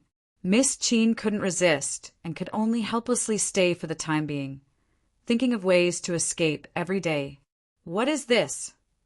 At this moment, she pointed at the magic energy dazzle in her residence. It was something similar to a television in the overworld. There was an advertisement on it. The Siren clan atavistic slave girl called Luga glanced at it and said calmly, "It's just an advertisement for the upcoming All-Star Flying Statue competition." Looking at the time, the day after tomorrow is the All-Star Competitions editions. Seeing that this Miss Chin seemed to be paying attention, the young girl Luga said a little more. "Miss, the Star Competition is a grand event held once every 3 years in Underwater City. It will make the entire Underwater City rejoice. In addition, His Majesty was also the champion of the competition back then." "Oh, is that so?" Miss Chin nodded expressionlessly and then asked, "On the day of the competition, will your emperor attend?" Lu Gu said, "Of course. During the opening ceremony, His Majesty will give a speech. At the same time, the belt of the previous champion will be sealed, waiting for the new champion to be born." Miss Chin thought for a while and said, "I'm tired of staying in this courtyard for too long. Tell Louis that I want to go and see the competition scene." The young girl Lu Gu said casually, "I will pass on your message. As for whether His Majesty will agree or not, I can't guarantee it. I want to be alone. You can go out." Miss Chin said calmly, "Then I won't disturb you." The young girl didn't force her to stay. "If you need me, just tell me." Louis the 39th looked like a 27 or 28-year-old youth. His skin was slightly darker than the common people. Instead, it was fair, even pale. Fair skin. This was the exclusive symbol of the Underwater City's royal family. When the young girl Lu Gu came to report, His Majesty was receiving a guest in the reception room, a guest who had hurried over from the sea a few days ago. The young girl Lu Gu sized him up. The person who came looked a little old and even looked tired. His gray beard seemed to have not been taken care of for a few days. Justin, Lu Gu remembered this old man's name. But after sizing him up, the young girl lowered her head and stood behind His Majesty the Emperor. "Mr. Justin, I already know about the matter you mentioned." His Majesty the Emperor nodded at this time and said, as if he was heartbroken, "I didn't expect that your Honorable Association's President Charles had already lost his life in the hands of a villain. It's really heartbreaking. And I, too, have lost an ally." The old man in front of her was the captain of another huge submarine of the Black Order, Sapphire. That day, the Black Order was annihilated. But because Justin had to control Sapphire, he was in the sea and avoided the disaster. Later, when he saw that things were not going well, Justin ordered Sapphire to dive quickly. After that, the night mechanism of the British Kingdom began to intervene. Captain Justin had no choice but to steer Sapphire into the deep sea. He did not directly return to the base of the Black Order in the United States. Instead, he directly changed the course and came to this underwater city first. At the same time, he only told His Majesty the Emperor that the president of the Black Order, Charles, had been defeated and died. He did not say that nearly 90% of the religious order's strength had been lost. Now, only a group of technical and logistical personnel were left on Sapphire. He had other plans in mind. "Is there anything I can help you with, Mr. Justin?" Louis XXXX said solemnly, "You and I are allies. Now that your Honorable Association's president has died, I think there should be some internal problems in your organization. I think Mr. Justin has come to this underwater city in hopes of getting some help from me. Right? Your Majesty the Emperor is righteous." Captain Justin's face was full of excitement. "Just as your Majesty has thought, because of the president's death, the religious order is in a mess internally. Everyone wants to claim the position of the president. You also want to be the president." His Majesty the Emperor smiled. Captain Justin said righteously, "I just don't want President Charles's painstaking efforts to be destroyed because of some people's seizure of power. How do you want me to help you? His Majesty the Emperor did not beat around the bush and ask directly. I want to ask Your Majesty to send out the magic energy warriors to help me suppress those voices of unrest in the religious order and reorganize the Black Order. Captain Justin looked at His Majesty's expression and then said, as long as we can reunite the Black religious order, only then can our cooperation with Your Majesty continue, and only then will I have the ability to carry out Your Majesty's earlier proposal. Louis XXXIX nodded. In that case, I will send a magic energy brigade under my command back with Mr. Justin. The commander of this magic energy brigade is a warrior of my underwater city. He will definitely be able to quell the chaos for Mr. Justin. In that case, thank you very much, Your Majesty the Emperor. Captain Justin was immediately overjoyed, but in his heart he was thinking about how to deal with this magic energy brigade after they came close to land. He had long coveted the magic energy equipment of the underwater city. As for the matter of reorganizing the Black religious order, it was indeed true. However, it wasn't as he said. Captain Justin received a report yesterday that Katerina didn't die in the battle. Instead, she returned to the base and quickly suppressed the entire base. She also supported a new leader. What surprised Captain Justin was that the new president of the Black Order was actually called Lamias. They had also discovered that Sapphire did not return and had already issued an order for Sapphire to return. The Magic Energy Brigade needs some time to prepare before it can be deployed. His Majesty the Emperor waved his hand and said, Mr. Justin, why don't you stay in the underwater city for a few more days? I will follow Your Majesty the Emperor's orders. Captain Justin quickly lowered his head and said, You're welcome. His Majesty the Emperor smiled and said, After all, I still need Mr. Justin to help me collect more information on the ground. I am willing to serve Your Majesty the Emperor.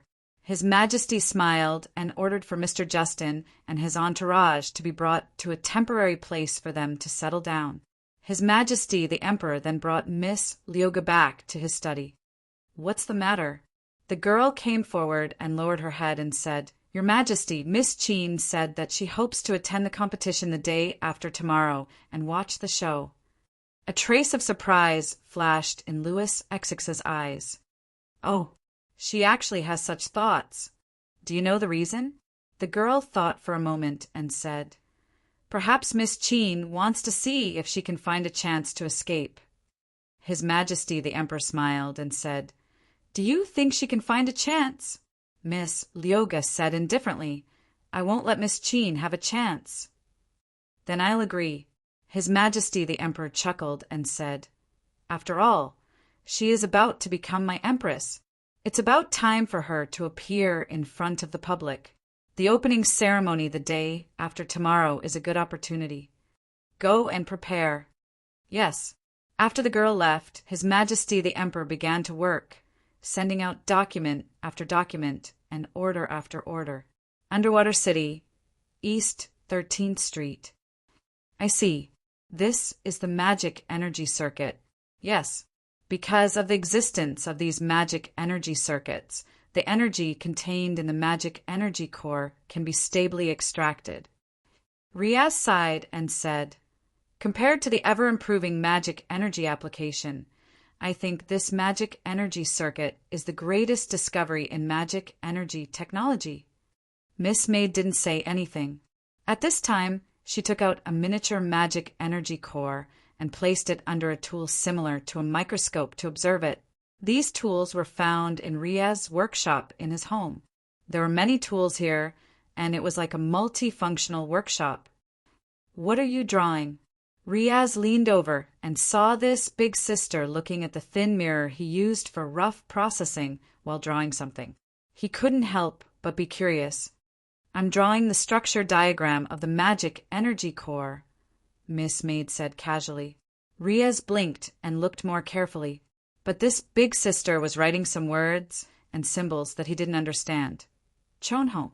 He couldn't help but be more surprised. When can my thin mirror see so carefully? I changed it a little. Miss Maid smiled and stopped her hands. Riaz was very curious and couldn't help but look at the mirror carefully. Suddenly, an unprecedented world opened in front of his eyes. He seemed to be attracted by this new world and was immersed in it. Miss Maid suddenly asked, Riaz, these magic energy cores, do you know how to make them? Riaz didn't raise his head and said, This is produced by the royal family. We receive a fixed share every month for our daily needs. If we want more, we can only get it through other means. For example, Riaz said, generally it's exchanged with contribution points. After we reach adulthood, we will automatically get 200 contribution points. In addition, if we participate in work or have new inventions, or do something beneficial to the underwater city, or win awards in some competitions, we can get contribution points. Do you want to participate in the Flying Serpent competition to get contribution points? Riaz heard this and put down the thin mirror in his hand. He hesitated and said, Part of it is. Another part? My father has committed some crimes, so he's currently locked up in prison. Riaz lowered his head and said faintly, If I can get a good ranking in the competition, I can get a large amount of contribution points. Contribution points can reduce my father's sentence. I haven't reached adulthood yet, so I can't participate in work. If I want to get contribution points, I can only do it through other means. Miss Maid glanced at the things Riaz made in the workshop and made a preliminary judgment. This was the result of the young man's self-study. Of course, because of the technical gap, she couldn't evaluate whether these things were good or bad for the time being. But looking at Riaz's expression, Miss Maid already had a plan. Probably Riaz himself didn't think highly of himself. Do you still have a flying serpent here? Miss Maid suddenly said at this time. It's fine if it's eliminated. I just want to see its working principle and general structure. Riaz thought for a while and said, There's one in the garage, but it's the most common model and has been scrapped. Let me see. Miss Maid smiled slightly and said, The popular model is the basic thing, and the basic thing is the best. Okay, wait a moment. Soon after, Riaz struggled to drag out a flying serpent named Asla, whose shell was full of cracks from the garage. Hashtag, hashtag, hashtag, hashtag, hashtag PS as usual. Chapter 1669.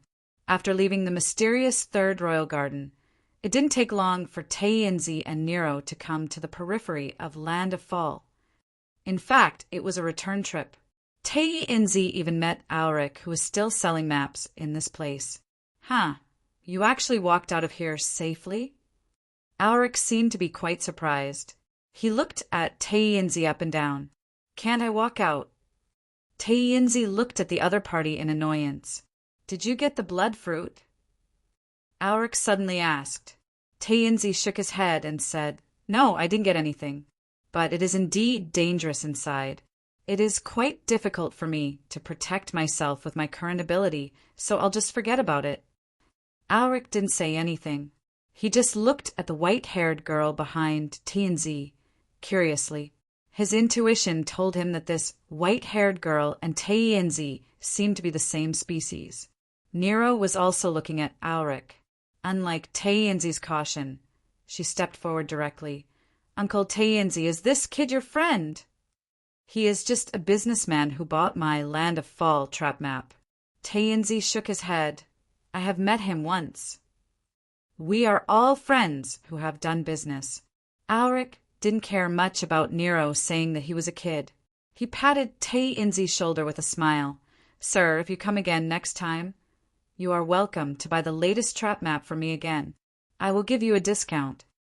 Tainzi wanted to refuse at first, but thinking that Auric gave him the map because he went through the back door, Tainzi smiled and chatted with Auric for a while.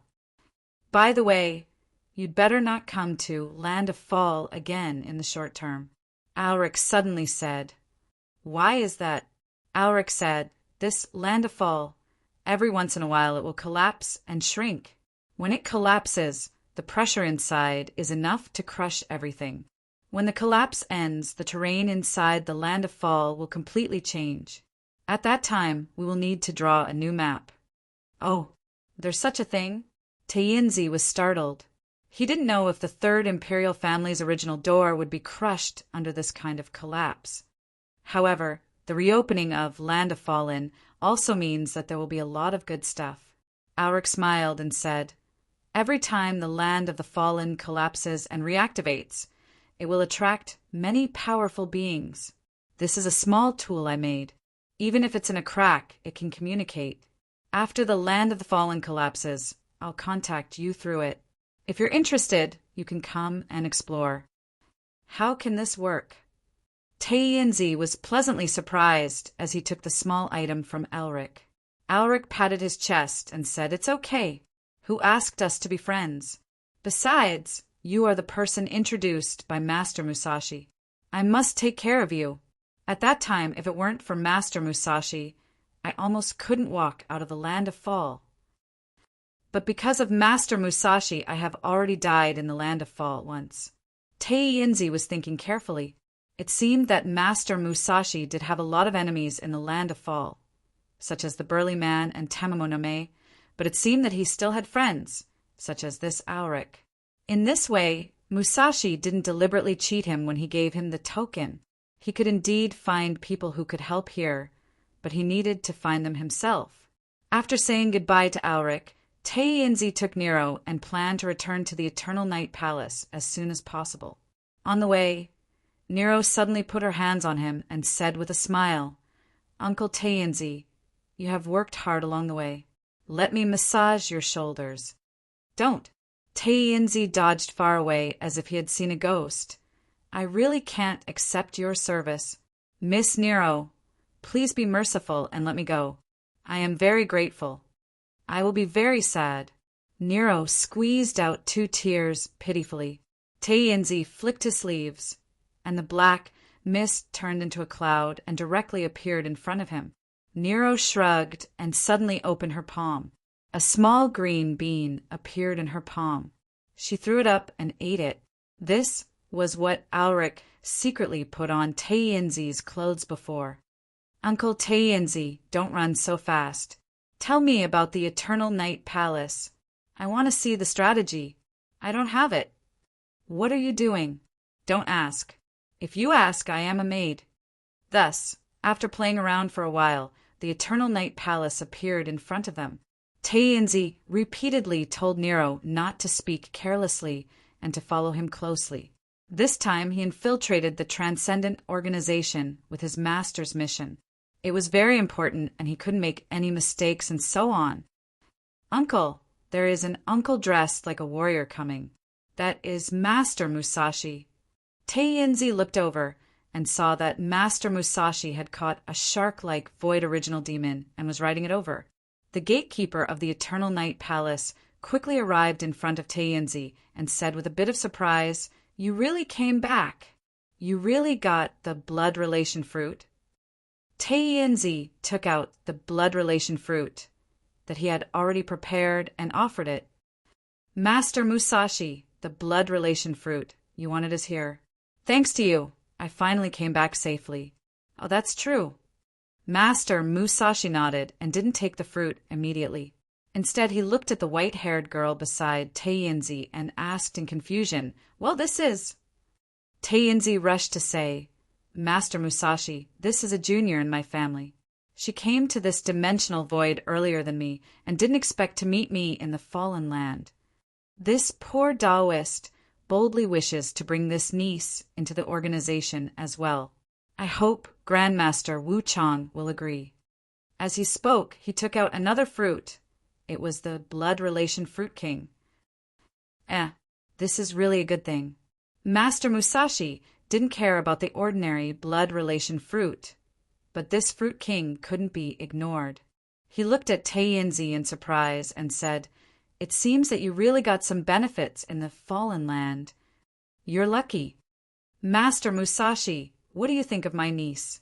Master Musashi said indifferently, "Come with me and stay in the Eternal Night Palace. We'll talk about joining later."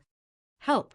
Master Musashi was stunned, and Teinzi's face suddenly turned black. At this time, Nero screamed in horror, "Help! Help me! This old man kidnapped me!" You, what nonsense are you talking about?" Teinzi's voice was stern, but at the same time he was frightened. Nero's face turned pale, and she fell to the ground. "Don't believe this old man's words. He wants to sneak into your organization with bad intentions. This guy is here as a spy. He has a conspiracy." If his chin could fall to the ground, it would have long fallen to the ground. Teinzi opened his mouth at this time. His tongue almost sprung out and tied a knot. His pupils contracted. This crazy woman, does she know what she's doing? Nonsense. In a hurry, seeing that Teinzi was about to attack, Master Musashi suddenly waved his hand, and a huge pressure instantly pressed Teinzi to the ground, making him unable to move. "Woo, Master Musashi, don't listen to this girl. She's slandering me. Let her speak." Master Musashi was expressionless. As he said, he stared at Nero and said indifferently, "Little girl, do you know that if you lie, I won't let you go easily?" Nero nodded timidly at this time. I know, but it was really him who kidnapped me and stole my fruit. On the way, he asked me to be obedient, otherwise he would torture me. I'm scared." Master Musashi said, "But why did you ask me for help? Aren't you afraid that I'm in cahoots with him?" Nero blinked her eyes and said innocently, "Because, uncle, you're very good-looking." "Not like him. When he smiles, it's particularly bad. Moreover, he likes people with beards so sexy." Master Wu Chang stroked his beard stubble inexplicably and said with a smile, "This is a new reason." "Then you tell me, how did he kidnap you? Why did he kidnap you?" Nero said, "I don't know. I was living at home, but this old man suddenly broke in and said that he was looking for blood fruit. I gave him a few at that time, but he didn't think it was enough and insisted on taking all my little red." "Little what? Little red?" Nero nodded. "Little red. He said it's some blood mother tree. I don't know what mother tree. I just know little red. Little red has been with me since I grew up. It's my family. I take care of it carefully every day. Little red's fruits are like my children. I don't even want to eat them. But this old man wanted to take them all away. I refused, so he scolded me, beat me, and set me on fire. Your F*** king spouting nonsense." Teinzi was so angry in his heart that he was about to explode. But at this moment, a faintly discernible binding force made him unable to speak. The Black Soul envoy agreement that was reversed by Nero took effect. At present, he must respect Nero. Master Musashi just listened with a playful attitude at first, but when Nero mentioned the Blood Mother tree, he couldn't help but pay attention to it. As for the Blood Fruit King that Teinzi offered, it seemed to confirm the existence of the mother tree from the side. Blood Fruit King had a 100% success rate of sensing other worlds. It was a great treasure for powerful beings who intended to complete the unification of legends.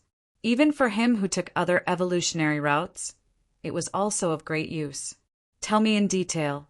And so the royal garden, the huge ancient stone door, the amethyst key that opened it. Ever since the young girl was born, she had always been in the garden. She was a girl who happily watered the plants. But suddenly one day, evil people fell from the sky and stole the fruits that she had painstakingly planted. Then they threatened her and tried to take over the young girl's home. After a long time, Master Musashi breathed a sigh of relief. "I know about the huge stone door in the Fallen Land," he said slowly. "At that time, one of our sovereigns had also studied this stone door, but it couldn't be opened. Even if the interior of the Fallen Land collapsed, it didn't break. It just changed places. I didn't expect that behind the stone door, there was actually a mysterious garden hidden. In this garden, it seemed that in addition to the precious mother tree, there were many magical creatures and plants. It was probably a great biological treasure." But he didn't believe the white-haired girl's words. Of course, Teinzi didn't believe it either. Otherwise, he wouldn't have let Tainzi go to the Fallen Land in the first place. I already know about this matter. Master Musashi looked at the purple crystal key that Nero handed over at this time. I'll verify whether it's true or false. But before I get a conclusion, I'll have to trouble the two of you to temporarily accept the custody of the Eternal Night Palace. What else could Tainzi say? He could only have a black face. Nero's move had completely disrupted his overall calculation. At this moment, he really couldn't figure out a way. But listening to Musashi's words, it was obvious that he didn't fully believe it. But even if he got through safely this time, he was afraid that his future undercover missions would be full of difficulties. His future would be bleak. Then Master Musashi directly waved his hand and captured Nero and Tainzi directly into the Eternal Night Palace and threw them into a cell. As for Master Musashi, after doing this, he directly left with the purple crystal key. In the cell, Tainzi stared at Nero and said with hatred, "You're crazy. Do you know what you're doing?" "I know." Nero blinked and said, "I just betrayed you, Uncle Tainzi." "You still have the nerve to say." Tainzi jumped up. "You're dead. You're dead. I will definitely tell Master everything that you have done in full detail. Just you wait. From now on, you can't speak, Uncle Tainzi." Nero said with a smile at this time. "What do you want to do?" His mouth was directly sealed, and he could only widen his eyes. At this time, Nero suddenly pulled down the clothes on her shoulders, then pinched her throat and shouted, "Help! Help!" On the contrary, Tainzi calmed down. Did this girl have a screw loose in her head? Everyone in this Transcendence organization was a powerful life form. If they didn't have extraordinary wisdom and monstrous intelligence, how could they have a chance to survive under the merciless heavenly Tao? Who would believe such a low-level method? "You disgusting coarse old man. How dare you molest a good woman in broad daylight? If the heavens don't take you, I, Longyang Jun, will be here. Don't be afraid, miss. I'm coming to save you." She saw a man wearing a red robe with a sword hanging from his waist. His handsome eyes were charming as he slowly walked over. Tainzi was startled. He really felt a sense of familiarity when he heard this sentence in broad daylight. But how could someone believe such a crude method of Nero? Are you kidding me? Hashtag. Chapter 1670. Damn you, old thief! Facing the stern voice of the charming man in red, Tainzi wanted to say something, but didn't know what to say. This charming man in red was the second guy he saw in the Eternal Night Palace. He didn't know what was the relationship between him and Master Wu Chang. "Don't worry, I'm coming to save you." As he spoke, Lord Longyang actually opened the door to the prison cell. Then he lifted Nero up like a kitten and brought him out of the prison cell. But in the next second, Longyang Jun opened the door of another cell and threw Nero in. As if he had done a good deed, Duke of Longyang clapped his hands comfortably, then said solemnly, "All right, young lady, this old bastard can no longer bully you now. You don't have to thank me. It's just a small matter." Nero opened her mouth and wanted to say something, but she couldn't say anything. Longyang Jun said casually, "This dungeon is guarded by Musashi. You should be locked in by Musashi, so I don't have the right to release you. Well, I'm leaving." Longyang Jun, who came suddenly and left casually, left quietly. Nero sat in another cell, stupidly, lowering her head and thinking about something. "Ha ha ha ha ha." Then Tainzi laughed wildly. "You framed me. You suffered a loss." Nero didn't say anything, just lowering her head. Tainzi laughed dryly after that. Seeing that Nero still didn't speak and lowered her head in a daze, he approached tentatively. "Kid, what are you doing?" "Hey, uncle." Nero lowered her head. "You said this is the task given to you by the boss, right?" "Yes, this is the task given by the master." "How dare I make a fuss about this?" Tainzi frowned. Nero suddenly raised her head and said softly, "Then tell me." "I've ruined your task." Why hasn't the boss appeared yet? Does he really not like me? He doesn't even come to see me. Kid, by the way, how long have you been trapped here? 55,270,080 hours. Then 24 minutes. That second just now was the 35th second. Taiyinzi was stunned. He really wanted to say something, but he didn't know what to say. He was very clear about the loneliness of being imprisoned. Perhaps Master has something to consider. You don't have to be like this. In my opinion, maybe Master sent me to the dimensional void dimension to look for you. Really? Nero looked at Taiyinzi with tears in her eyes, and her voice was a little hoarse. Master has a power that you and I can't imagine. Taiyinzi racked his brains and said, Master has always been like this. There must be a reason for his actions. We just haven't figured it out yet. Besides, our Black Soul Life lanterns are stored in the Ark of the Covenant. Even if we die outside, we can still be revived. As long as the life lantern in the appointment cabinet does not change, we will be safe outside. Master is busy every day, so naturally he can't pay attention to everything. Really? Nero said faintly. Of course. Taiyinzi nodded. You see, I've done a lot of things before, but I'm still doing well now. Kid, don't panic. I'm here for everything. Uncle, you're a good person.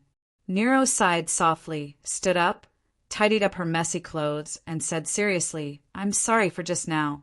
I was willful. I won't do it again. Uncle, it's all my fault for ruining your plans. Let's forget about the previous things. Taiyinzi shook his head and immediately said, I thought about it carefully, just now. It might not be a bad thing for you to mess around like this. Nero blinked. What do you mean? Taiyinzi sat down cross-legged and rubbed his forehead with both hands. Now that Musashi knows about the garden, and you've given him the key, I think the Transcendent Organization will probably send people to enter the stone gate to investigate. There are a large number of guards in the garden. At that time, you can order the guards to capture the people who investigate, and then you and I will carefully interrogate them. This time, Master ordered me to sneak in to investigate the information of the sovereign in the Transcendent Organization. We can torture this information out of the people who investigate. This is equivalent to completing the task, and we can naturally return. You've thought about it. Nero opened her eyes wide at this time and looked at Taiyinzi with a face of admiration. Taiyinzi stroked his beard and said with a smile, When I was in the martial arts world, I still used some small tricks. It's not a big skill. Much better than me. Nero shook her head. I only know how to ruin things. I'm useless. I can't do anything. No wonder, miss you wants to punish me all day. No. This has nothing to do with you. Taiyinzi shook his head fiercely and said, She's just black-hearted. Humph. I'll overthrow this black-hearted woman sooner or later. Kid, don't be afraid. You have me. If she wants to punish you, I'll risk my life to protect you. Uncle. Nero suddenly sobbed, curled up, and said, No one has ever cared about me so much. Since I was young, I was trained like a machine. I walked out from the pile of dead people. Even my best friend wanted to kill me. I don't know what the meaning of my life is. I only know that it's good to live. Do you know, one year was very cold. It was Christmas. I was cut more than 20 times. I fell in the alley, but I was hungry. A mouse crawled over. I could only bite its tail. But not far from me, a family was preparing for Christmas dinner. But at that time, there was a family not far away from Christmas. At that time, I was thinking, why didn't I have parents when I was born? No one has ever treated me as well as you. No one has ever. Uncle, if only I met you earlier. Kid, don't cry, kid. Taiyinzi hurriedly grabbed the iron bars of the prison cell. Kid, don't cry. Uncle is here. No one will bully you again, kid. Really? Uncle, are you really willing to protect me? Nero came forward and held Taiyinzi's hand tightly. Even if ye bullies me, will you still help me? A dead pig is not afraid of boiling water. Anyway, that black-hearted woman doesn't like me. Am I really afraid of her? Tainzi snorted coldly. No, Miss Maid still wants me to punish her. Nero sighed. I don't want to implicate you any more, Uncle. You are a good person. I'm just a tool that can be discarded at any time. I said I would help you. Tainzi said angrily. Even if we become Black Soul envoys, we are not slaves. Uncle. Nero sniffled hard. Will you really help me copy? It's just a punishment. Tainzi shook his head and laughed. I thought it was a difficult thing. What can I do if I promise you? Well, kid, what are you doing? Nero blinked and pressed Tainzi's palm on an agreement that had just been spat out. Agreement? Uncle, look. Tainzi promised to complete the punishment for Nero, and there were still 267,000 copies left. Tainzi promised that he would bear the punishment for Miss Maid and protect Nero in the future. Wait. Tainzi suddenly shivered and pointed at Nero with trembling fingers. You little girl, you tricked me? You just cried and said everything just now. Were they all pretending? Nero just gave him a bright smile. Uncle, if I were not pitiful, would I not be pitiful? Tainzi opened his mouth and then snorted coldly. He sat down with his back to Nero and scolded in a low voice, Crazy girl! Nero did not respond for a long time. Tainzi frowned and felt something was wrong for a while. He turned around and saw Nero fell to the ground at this time. Her face became extremely pale. Her body even swelled up like a balloon. After a while, Nero's distorted face suddenly opened her mouth and spat out a mouthful of black smoke. Her body gradually shrank, but her face was even paler. You crazy girl! What conspiracy do you want to play on me? Tainzi snorted coldly at this time. Humph! Don't expect me to believe you again. Nero got up and sat down against the wall.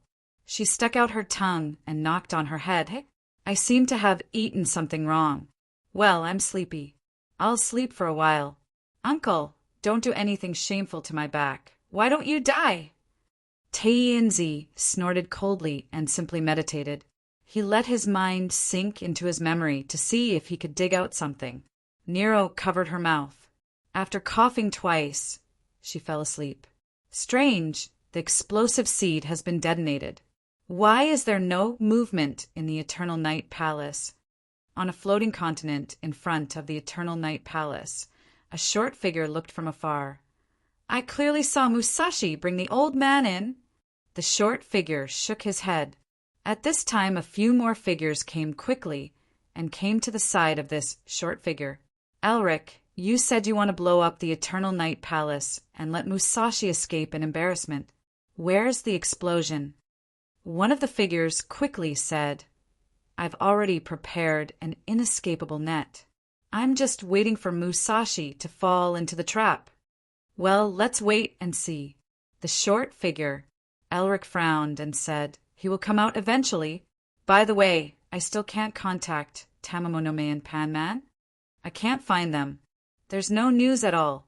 Elric said thoughtfully, forget about Panman. Tamamonome is actually absent. It's really rare. Forget it. Now that the Fallen Land is about to collapse, my business has to be suspended. I have time to play with Musashi slowly here. Okay, let's discuss and set up a few more traps. They began to plot again. Between the thrones. Master Musashi stood there slightly uneasily. His handsome figure seemed to have nowhere to place. He had to find a time when the throne wasn't paying attention to quietly scratch his armpit. The one in front of him was the Fushi throne, the throne that was currently on duty. At this time, a purple crystal floated in the palm of the Fushi throne. He had been observing this purple crystal for some time. This key should be real. Finally, the Fushi throne slowly said, it can open the Fallen Land's magical stone door. As for what is behind the stone door, my fate chart can't calculate it for the time being. Even your fate chart can't calculate it? Master Musashi was a bit surprised. The Fushi throne's calculation ability could be said to be the best in the transcendent organization. There is a mysterious power that is blocking it. The Fushi throne shook his head. The gap between dimensions is endless. Who knows what is there that we haven't come into contact with? However, if we really want to explore the world behind this stone door, I feel that it is a bit dangerous. After saying that, the Fushi throne flicked the key back to Musashi's hand and said, "But in history, risk and reward coexist. The world behind this stone door can be explored.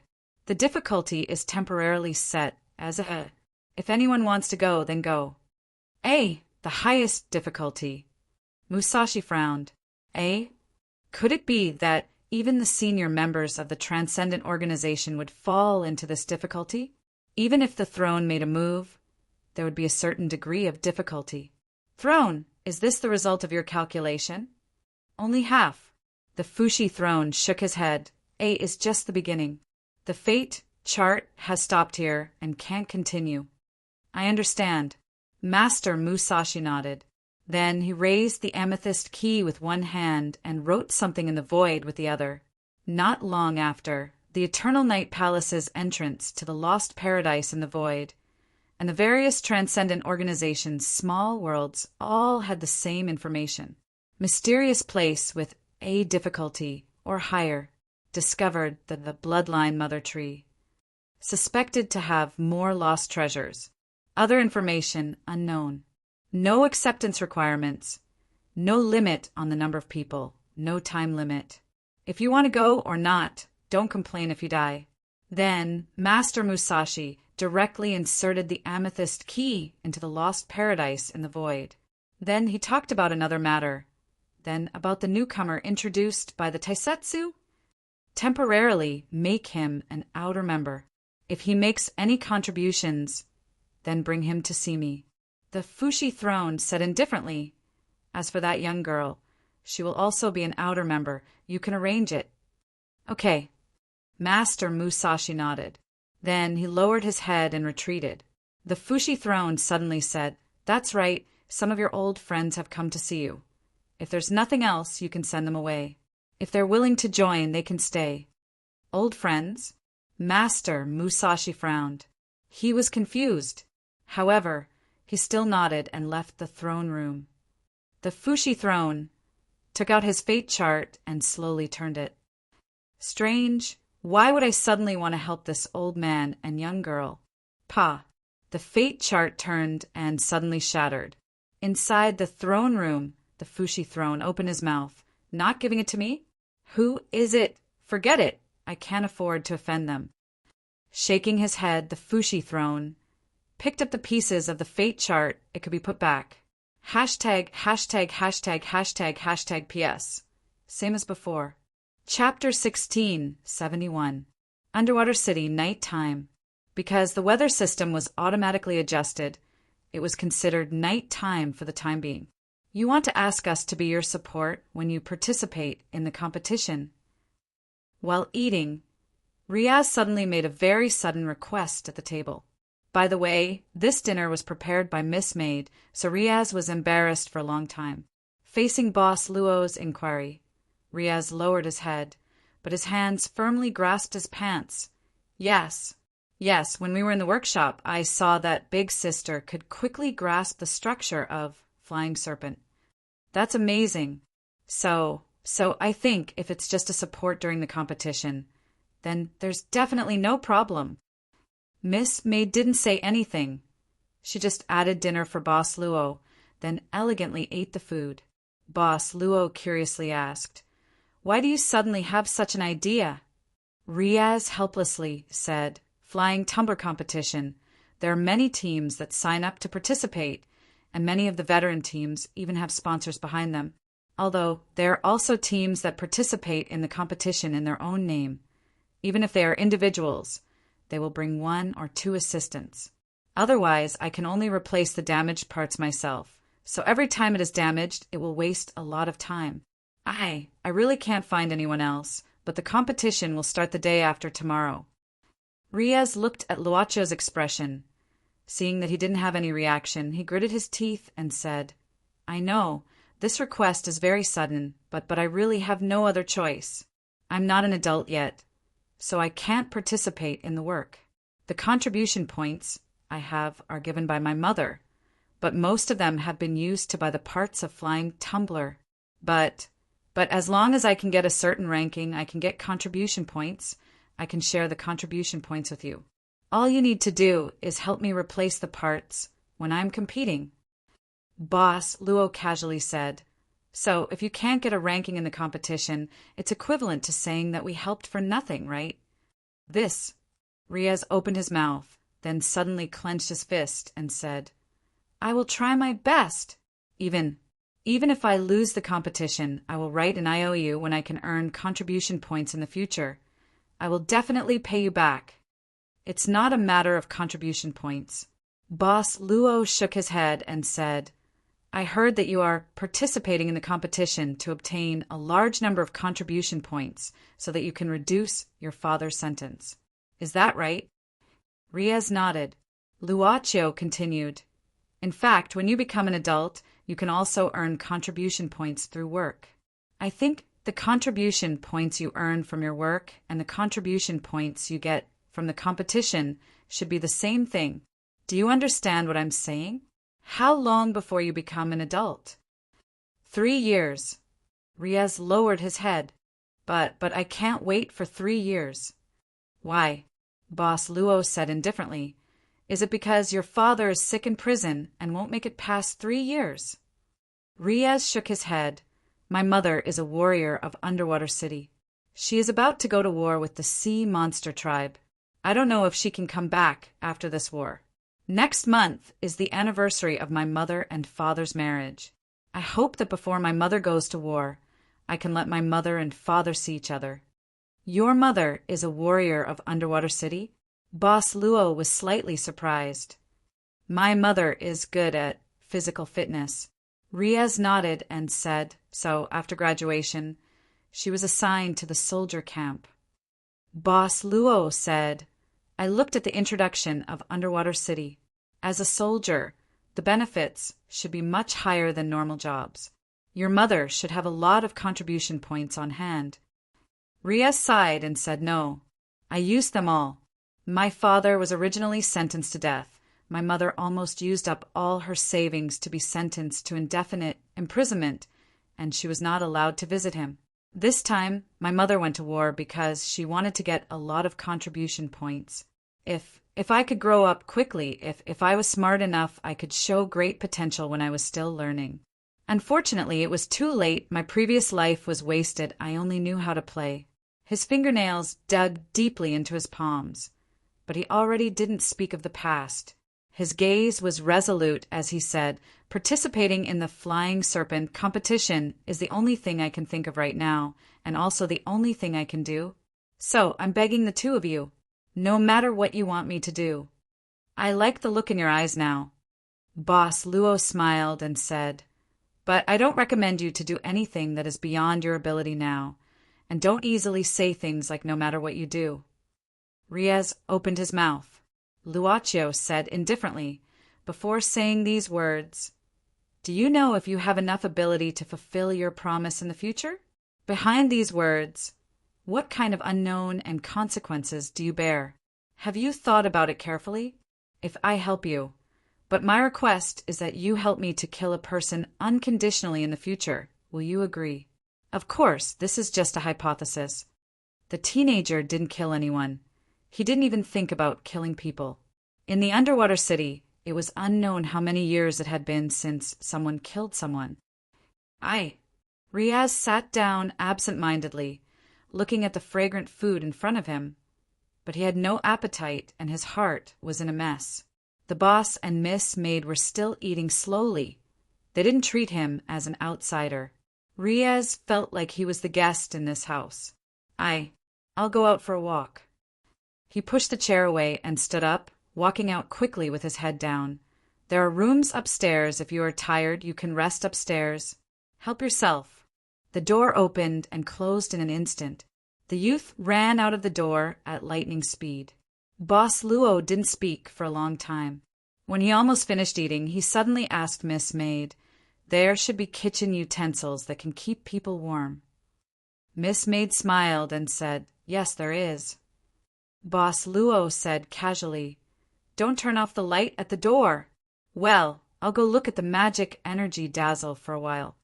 "Okay." Miss Maid stood up and went to clean up. "Oh, isn't this Riaz?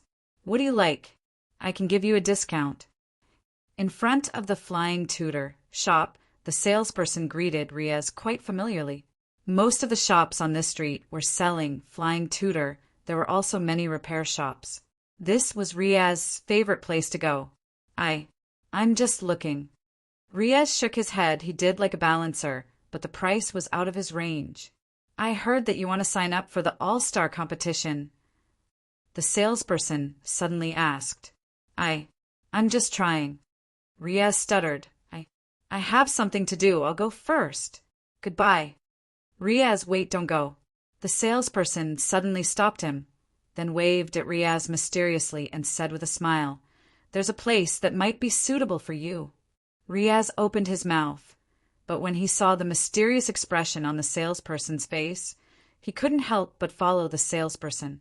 This salesperson worked in a Flying Tudor shop on East 13th Street. This shop mainly sold second-hand Flying Tudor parts.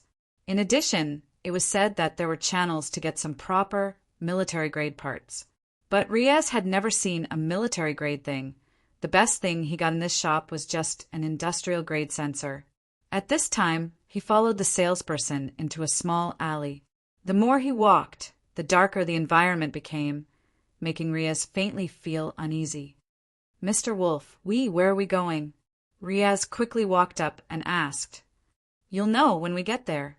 The salesperson, Mr. Wolf, lowered his head and smiled, but his speed increased a bit. "Riaz, didn't you want to get some better Flying Tudor parts? There's a place that can help you." This seemed to hit Riaz's weak spot. His heartbeat accelerated, as if there were ants crawling in his heart. Finally, after passing through a dark and winding path, Mr. Wolf stopped in front of a very ordinary-looking house. This house was backed by the Flying Tudor commercial road on East 13th Street, and next to it was the artificial river of Underwater City on East 13th Street. At this time, Mr. Wolf knocked on the door of the house 3 times, then 2 times, then 1 time, and finally 4 times before he stopped. "Secret signal?"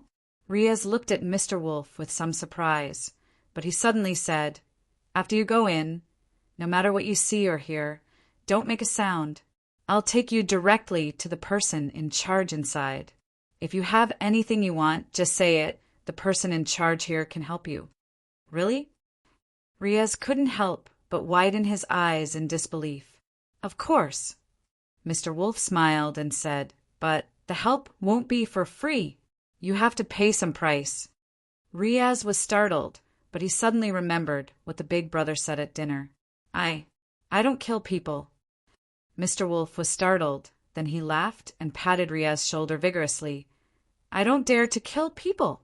What are you thinking? At most, you'll have to do some physical labor. Of course, if you want more things, you'll have to do more work. Don't worry, I won't let you do anything heinous." "Physical labor?" Riaz looked at Mr. Wolf suspiciously, thought for a while, and said, "If that's the case, I can—" "Stop talking, it's about to open," Mr. Wolf suddenly said. Riaz quickly shut his mouth. The door of the house slowly opened, but it only opened a little, and a tall figure stuck half of his body out of the door.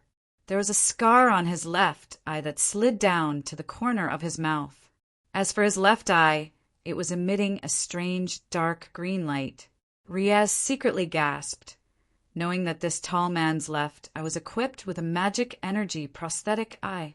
He couldn't help but secretly speculate about the origin of this tall man.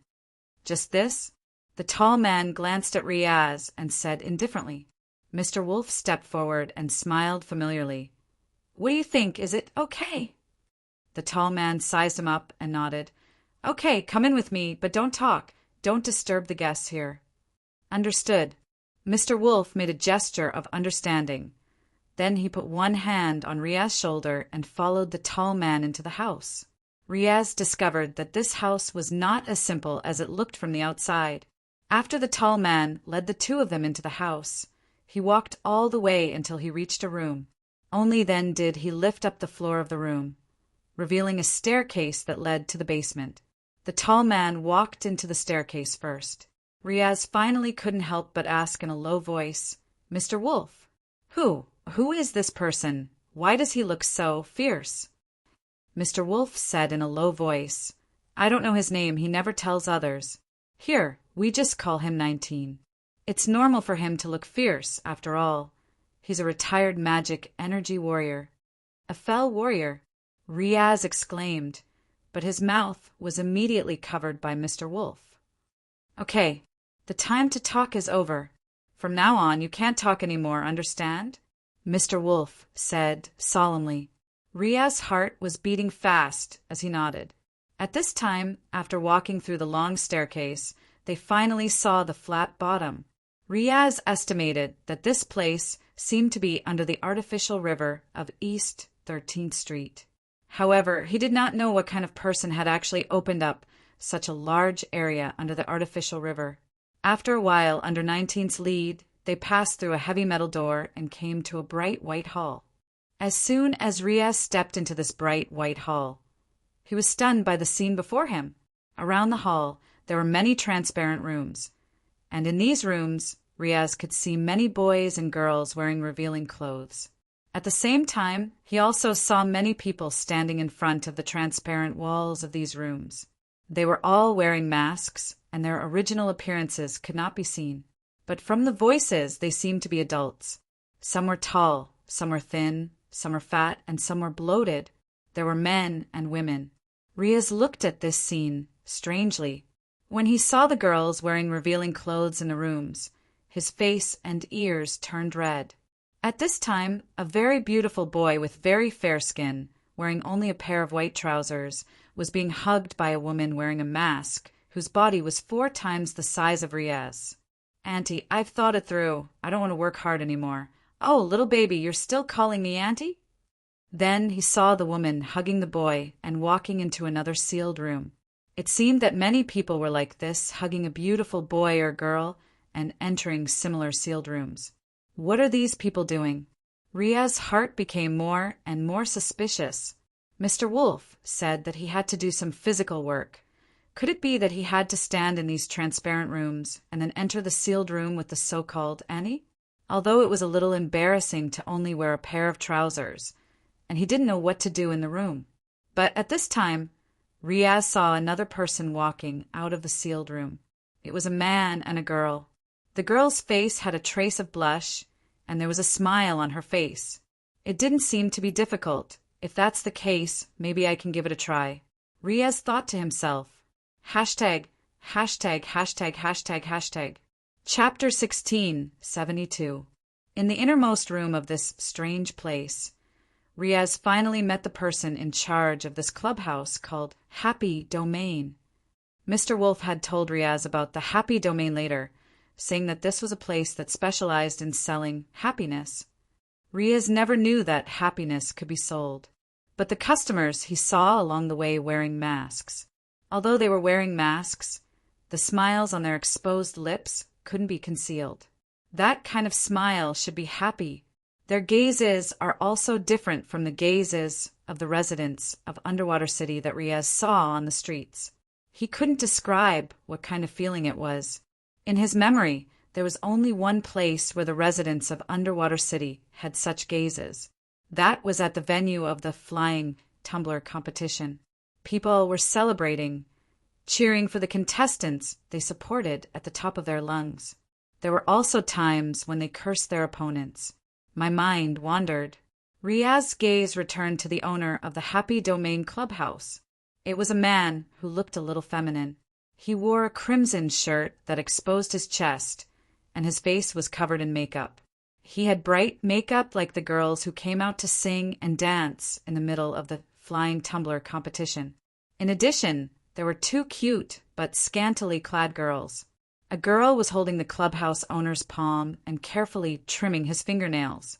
As for the other girl, she was kneeling on the blanket on the ground, gently rubbing the clubhouse owner's legs. "Wolf, this is the young man you introduced this time." The clubhouse owner sized up Riaz before slowly speaking. Mr. Wolf's face was filled with smiles. It was a smile that was even more exaggerated than when he received customers at the Flying Tumbler shop. "Yes, Mr. Riaz. His name is Riaz. He will be an adult in 3 years. His mother is a regular soldier of Underwater City. As for his father, he is a researcher of the 6th Research Institute. His background is quite clean." The clubhouse owner named Riaz smiled non-committally, but he also left his seat and walked in front of Riaz. His fingernails are especially long, like the claws of the sirens. Riaz felt his breathing begin to quicken. At this moment, Levis directly grabbed Riaz's chin, then circled around him twice. Finally, he casually grabbed Riaz's buttocks, causing Riaz to chuckle in shock. "What a fresh little guy. You'll be very popular, I think." Levis flipped the hair on his chest and sat on the desk. "As long as you're satisfied." Mr. Wolf's smile grew even brighter. "So, what about the price? Let me take a look." "Don't worry." Levis stretched out his hand, and a young girl immediately understood and gave Levis a palm-sized box. This box looked like a mobile phone, but it looked more like a former PDA. It had a flip cover, but there were no buttons. On the projected light, some detailed information quickly appeared. Levis narrowed his eyes and looked at it. Mr. Wolf's smile gradually became a little stiff. Riaz felt something was wrong at this time, but he could only remember Mr. Wolf's rule of not asking too much and not talking too much. The atmosphere was a little strange. He suddenly had an impulse to leave, especially after Mr. Wolf suddenly grabbed him. He felt a spiritual resistance. "Wolf, you didn't hide the information of this child from me." Mr. Wolf suddenly glanced at Mr. Wolf. "Of course. How dare I deceive you, Mr. Wolf?" Mr. Wolf quickly waved his hand and said, "Even if you give me 100 times more courage, I wouldn't dare. You didn't deceive me, but it seems that you hid something from me." Mr. Wolf shook his head and said, "This child's father is no longer a researcher of the 6th Research Institute. His father is now a criminal of the kingdom and a felon with a life sentence. His crime is treason." "What? How?" The former was Riaz's surprised voice. The latter was Mr. Wolf's exclamation. Looking at the stunned expressions on the two men's faces almost at the same time, Mr. Levis chuckled. "Interesting, interesting. The son doesn't know what his father is guilty of, and the introducer didn't find out the truth before sending him to me. It's really interesting. It seems that you all treat my place as a welfare institution. Kacha!" The sound came from the arm of the former Mystic Warrior 19, who had a terrible scar on her left eye. It was like a mechanical bite sound. Mr. Wolf subconsciously looked up, only to see that 19 had already raised her left arm. On her left arm, there was a layer of thick and heavy, grayish-white gauntlets. As for the center of her palm, there was even a shimmering hole. Mr. Wolf was so scared that his legs trembled, and he said in horror, "Mr. Wolf, believe me, I really don't know about this. Treason? How is this possible? I have followed the news. Wasn't Riaz's father officially convicted of a major mistake that caused a large number of casualties? How can it be treason? There must be some misunderstanding." "Yes, it is indeed a misunderstanding." Levis said indifferently, "It's just a misunderstanding, or rather, you were misled." "Well, Wolf, because of your carelessness, I have decided to terminate the future cooperation with you. 19. Send this Mr. Wolf out. Oh, by the way, don't forget to give this Mr. Wolf a bliss needle as a service fee for this period of time." "Bliss needle. I don't want it. I don't want it." Mr. Wolf suddenly shouted in horror, and he even took out a white knife from his underwear. "I don't want it. I won't say anything. Let me out of here. I promise, as long as I can. Ah." 19 suddenly took action and punched Mr. Wolf in the abdomen. With just one punch, Mr. Wolf's body directly collapsed, and there was no more movement. 19 didn't say a word and directly carried Mr. Wolf out of the room. At this time, Riaz's face was already pale with fright. At this time, only he, Mr. Levis, and the two girls were left in the room. "You can go, young man. You are not welcome here." Levis suddenly shook his head and said, "What?" Riaz was a little surprised. "Oh, young man." Levis looked at Riaz with some annoyance. "Do you know, because of this idiot Wolf, I am now likely to be targeted by the military police of Underwater City? Oh my God, I just moved to another place." "I don't understand what you are saying." Riaz shook his head and frowned. You just said my father's crime. What is it?" "Young man, I have no interest in being your life mentor." Levis waved his hand at this time. "I have no interest in answering your questions. Forget what happened tonight. Of course, the most important thing is to forget me." "Oh my God! Why am I still wasting time with you here? Where is 19? Why hasn't 19 come back? Throw this young man out for me. And prepare the boat." "Boat? I want to leave here immediately." "You." Riaz was about to say something, but at this time he suddenly felt his consciousness was empty. The back of his neck seemed to have suffered a violent blow.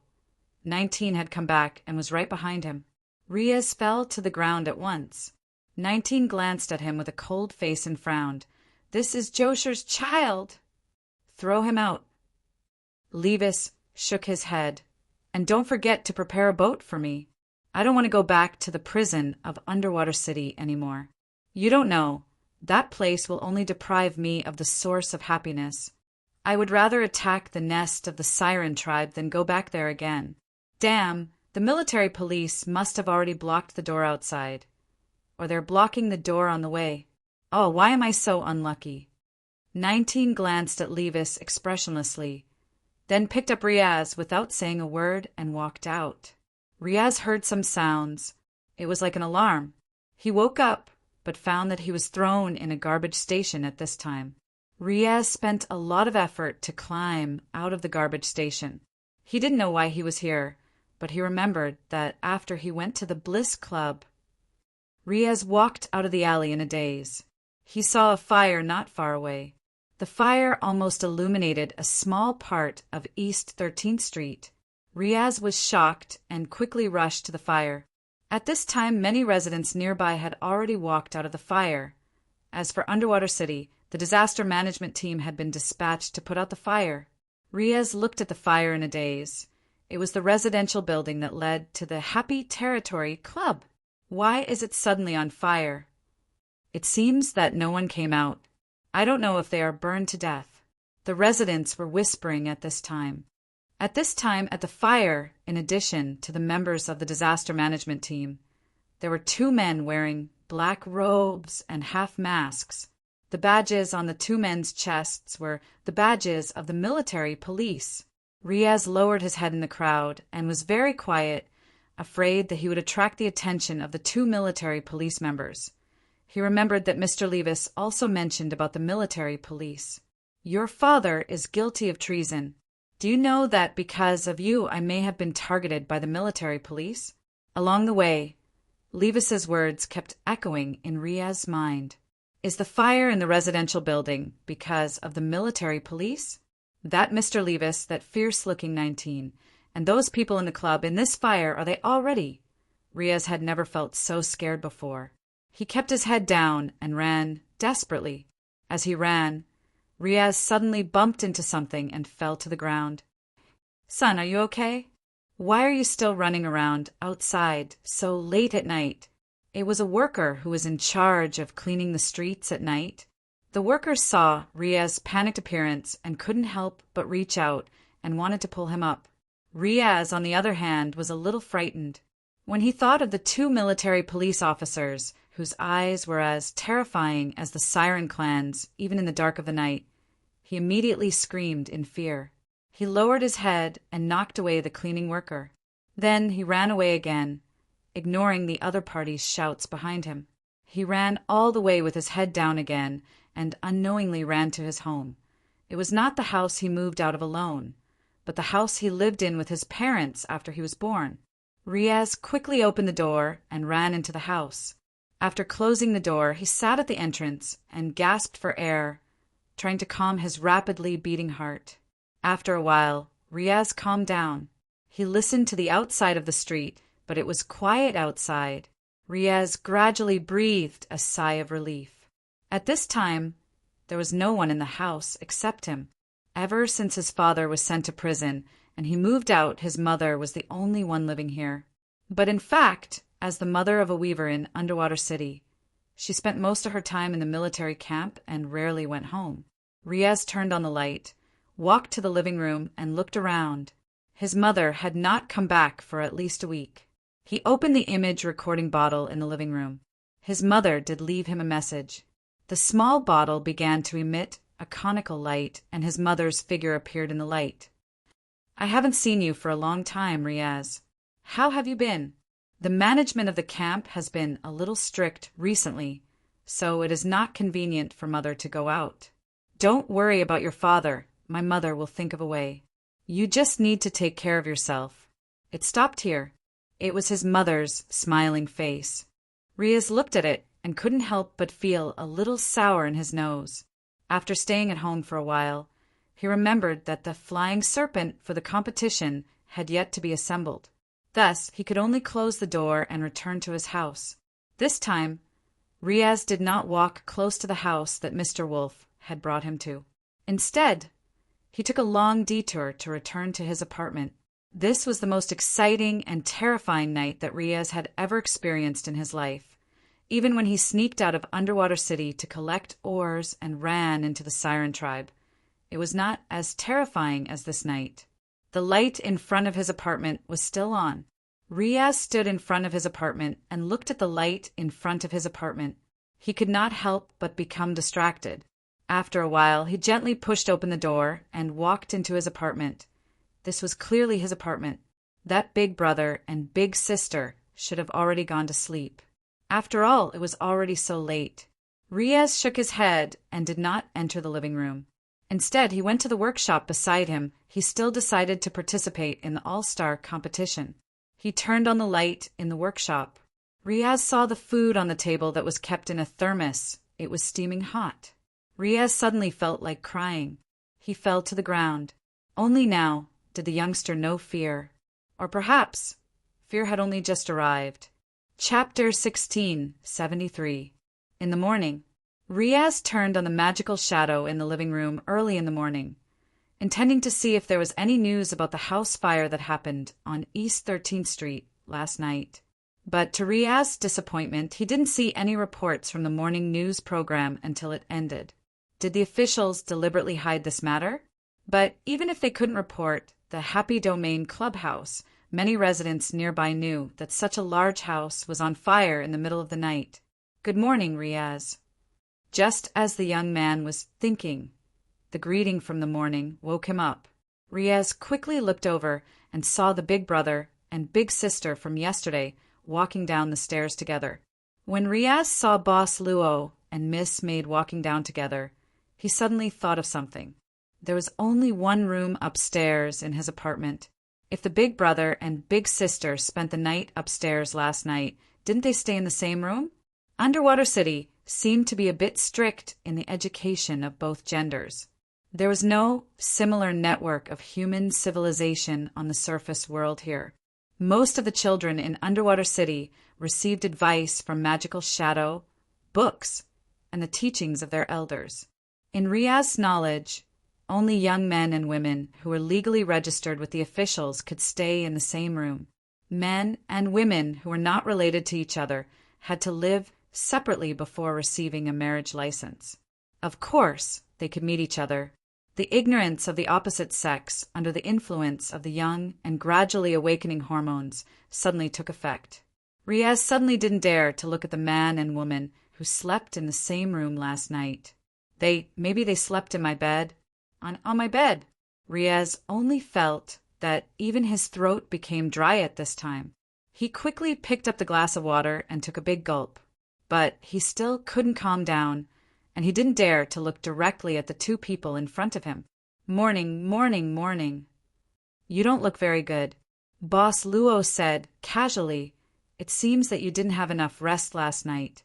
Riaz, did something happen? No. Riaz quickly shook his head and said with a laugh, nothing special. He had decided to treat what happened last night as a secret and rot in his heart. I made some breakfast. Riaz quickly said, in the kitchen the taste may be average, but thank you for leaving supper for me. I went to the studio, that's it. Riaz walked past Boss Luo and Miss Maid with a red face. Boss Luo suddenly said, wait, Riaz.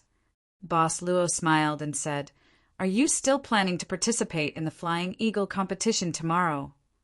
Yes, I will participate. Riaz nodded, his gaze still firm.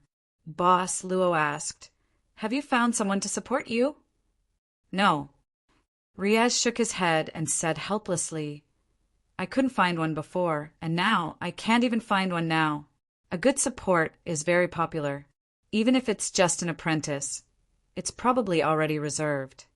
I see. Boss Luo nodded, then asked, then what do you think of the two of us?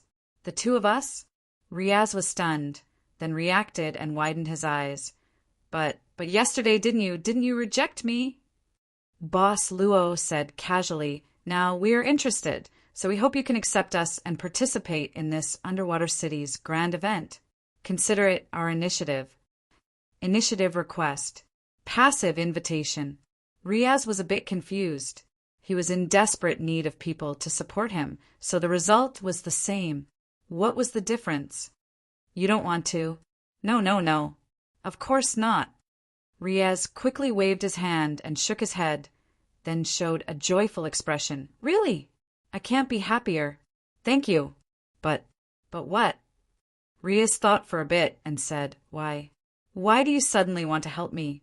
I may not get a place, so I may not be rewarded with contribution points. I really don't have extra contribution points on me now, so I can only return them after I work. I said it. Boss Luo smiled slightly and said, we are interested and hope to participate in this Underwater City's grand event, so we need tickets to enter. Obviously, as your supporters, we will be able to obtain the best spectator seats. Riaz didn't believe such a reason at all, but he didn't think too much about it. He just secretly remembered this favor in his heart. Then it's decided. Boss Luo waved his hand at this time and said, but I really don't know about Flying Serpent. I can only help you. Yi, I'll have to trouble you with the assembly of Riaz's new Flying Serpent. Also, I'll take care of today's lunch and dinner for you. I also want to take a look at the Underwater City's market and supermarket. I also want to take a look at the ingredients in the deep sea. Miss Maid said with some pity. Riaz originally wanted to say that there was no need, but when he saw how excited this big brother was, he swallowed the words in his mouth. He followed this beautiful big sister back to his own studio in a daze. Well, to be precise, he was led to his own studio by this beautiful big sister. Then, let's finish the assembly of the new Flying Serpent before this morning. Then it's time for debugging in the afternoon. Miss Maid said calmly at this time, since we are going to participate in the audition tomorrow, we should have more rest time at night. Riaz opened his mouth. He didn't blame this big sister. She didn't know the workload of assembling Flying Serpent. Riaz thought that it would be very lucky if he could successfully complete the assembly before tomorrow's audition. As for debugging, he could only rest on the spot? Impossible. But when Riaz saw the magic circuit board that Miss Maid suddenly took out, Riaz widened his eyes and said in disbelief, This is a brand new magic circuit board? When did you finish drawing it? Before I went to bed last night. Looking at this beautiful big sister with a confident smile on her face, Riaz suddenly felt that maybe he could have a good sleep tonight. Where should I sleep tonight? People's faces were filled with smiles of happiness and satisfaction. The pedestrians on the street liked to greet and bless each other. There was no wandering on the street or littering. The customers didn't bargain with the shop owners because the quality of the goods was good.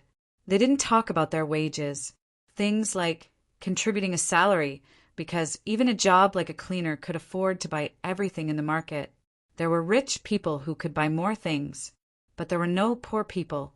The social productivity was enough to raise the living standards of the people to the point where they could temporarily get rid of material dependence. There was no comparison. They could get better things through hard work. "I'm sorry, I was in a hurry and bumped into you. It's okay, I didn't pay attention." People seemed to be used to this kind of life. It was like a long river. You were upstream and I was downstream. You and I would eventually flow into the sea. There was no difference. There was His Majesty, but only His Majesty. There were no nobles. The Emperor was also a guardian. There were army soldiers and weapons, but there was no invasion. There was only defense. It was an ideal utopian world. At least, it seemed so on the surface. Except for the invisible sun, except for the huge sealed cliffs around the entire underwater city. Except for the constitution and punishment that shouldn't exist in the utopian world. There was also war, the war against the sea demon tribe. Except for the promotional video of the flying tumbler competition that was being broadcasted on the huge dazzling screen in the commercial street. Carrying 2 bags of ingredients, Lucio had been standing in front of the huge dazzling screen in the commercial street for a long time. "Mom, I want to eat ice cream." Next to her, a boy pulled his mother to a mobile ice cream truck on the side of the road. Boss Luo looked over and felt a little strange. He had finished shopping in the market, and there were also supermarkets and other shops, but he found that there seemed to be no ice cream for sale in this underwater city. But there was this mobile ice cream truck. At this time, there was a long line in front of the ice cream truck. There was no cute cutting or quarreling. The customers took the things that the children had been looking forward to from the owner of the ice cream truck one by one and then left. It wasn't until the last ice cream was sold that the people in the queue behind silently dispersed. The owner of the ice cream truck looked like he was in his 20s. His skin was slightly tanned like the general public. His hair was fluffy and scattered, covering his eyebrows. The silver glasses covered his eyes. The owner of the ice cream truck found that there was still a young man standing in front of the stall. He was slightly surprised and said, "Today's batch is sold out. If you want it, you can only wait for next time." Boss Luo smiled and said, "I'm just curious. It seems that only you sell ice cream. The shops on the street can't even be seen. That's why my business here is so good." The young owner of the ice cream truck smiled and said, "Those shops have stipulated the items to be sold. If you want to sell new goods, you need to apply to the kingdom government, because it's too troublesome. The shop owners are too lazy to sell them." Boss Luo asked curiously, "Even if it can increase the turnover, they don't care?" The owner of the ice cream truck smiled and said, "Even if they don't sell this kind of ice cream, their business is not bad. The shops in this underwater city are all profitable." Boss Luo pondered and then said, "Is it because they have stipulated the types of goods to be sold?" The young owner of the ice cream truck nodded and said yes. For example, the shop in front only sells 3 kinds of fruits, while the shop next to it sells the other 3 kinds. The shops here are all like this, so there is always business coming to them. Similarly, because the goods in the shops are different, the quantity of stock is not equal, so there is no competition. Boss Luo shook his head. "It doesn't sound like a shop. It sounds like something else." "What is it?" the young owner of the ice cream truck suddenly asked with interest. Boss Luo said, "Vending machine, the kingdom government's vending machine." "That's different." The owner of the ice cream truck shook his head and said, "Vending machines have no thoughts, but the shop owners have their own thoughts. They will also think of ways to sell more of their goods, such as better after-sale service, and so on." "Are they all positive methods?" Boss Luo asked suddenly. "Of course they are positive methods." The owner of the ice cream truck nodded and then asked in reply, "Do I have to use negative methods?" "Then what about you?" Boss Luo asked again, "Why don't you open a store and expand the production so that more residents can buy ice cream?" Expanding business is a positive method, isn't it? I'm different. The owner of the ice cream truck smiled and said, I don't come here often. I only make some ice cream to sell when I'm free. I have other work to do. Aren't part-time jobs not allowed in Underwater City? It's a hobby. The owner of the ice cream truck smiled and said, after deducting the cost of this turnover, it will all be turned over to the government. It's really a special hobby. Boss, Luo nodded. I like to see the smiles on these children's faces. The owner of the ice cream truck packed the stall and said casually, children's smiles look better. But it's more of disappointment. There are still many children who didn't buy ice cream. Boss Luo said again. The owner of the ice cream truck said, if I want to satisfy all the children here, I need to spend all my time making ice cream, and I can't make it popular. But I will fix the sale here. Those who have bought ice cream once will automatically give it to those who haven't. The adults also hope that all the children can share the same happiness. This is a beautiful city, Boss Luo said with a smile. Yes. The owner of the ice cream truck nodded. Such a city is beautiful. Okay, I have to go. If you want to eat ice cream, you can walk around here more often. If I want to be here, I will be nearby. Boss Luo didn't ask him to stay. He watched the owner of the ice cream truck leave slowly. On the huge screen on the commercial street, the promotional clip of tomorrow's flying to a competition was still being broadcasted. An ice cream truck quietly drove into an empty alley and then into the garage of a residential house. The young ice cream truck owner walked out and walked into the house. He reached out and unbuttoned a button on his collar. Instantly, his slightly tanned skin turned white. The young ice cream truck owner took off his glasses and reached out to grab his hair. It was just a wig. After changing into a new set of clothes, the ice cream truck owner opened the door of the house. A young girl in a silver robe stood outside the door and said softly, Your Majesty, the military wants to see you. I met an interesting guy today, but he didn't look like someone from Underwater City. The eyes of the young girl in the silver robe changed.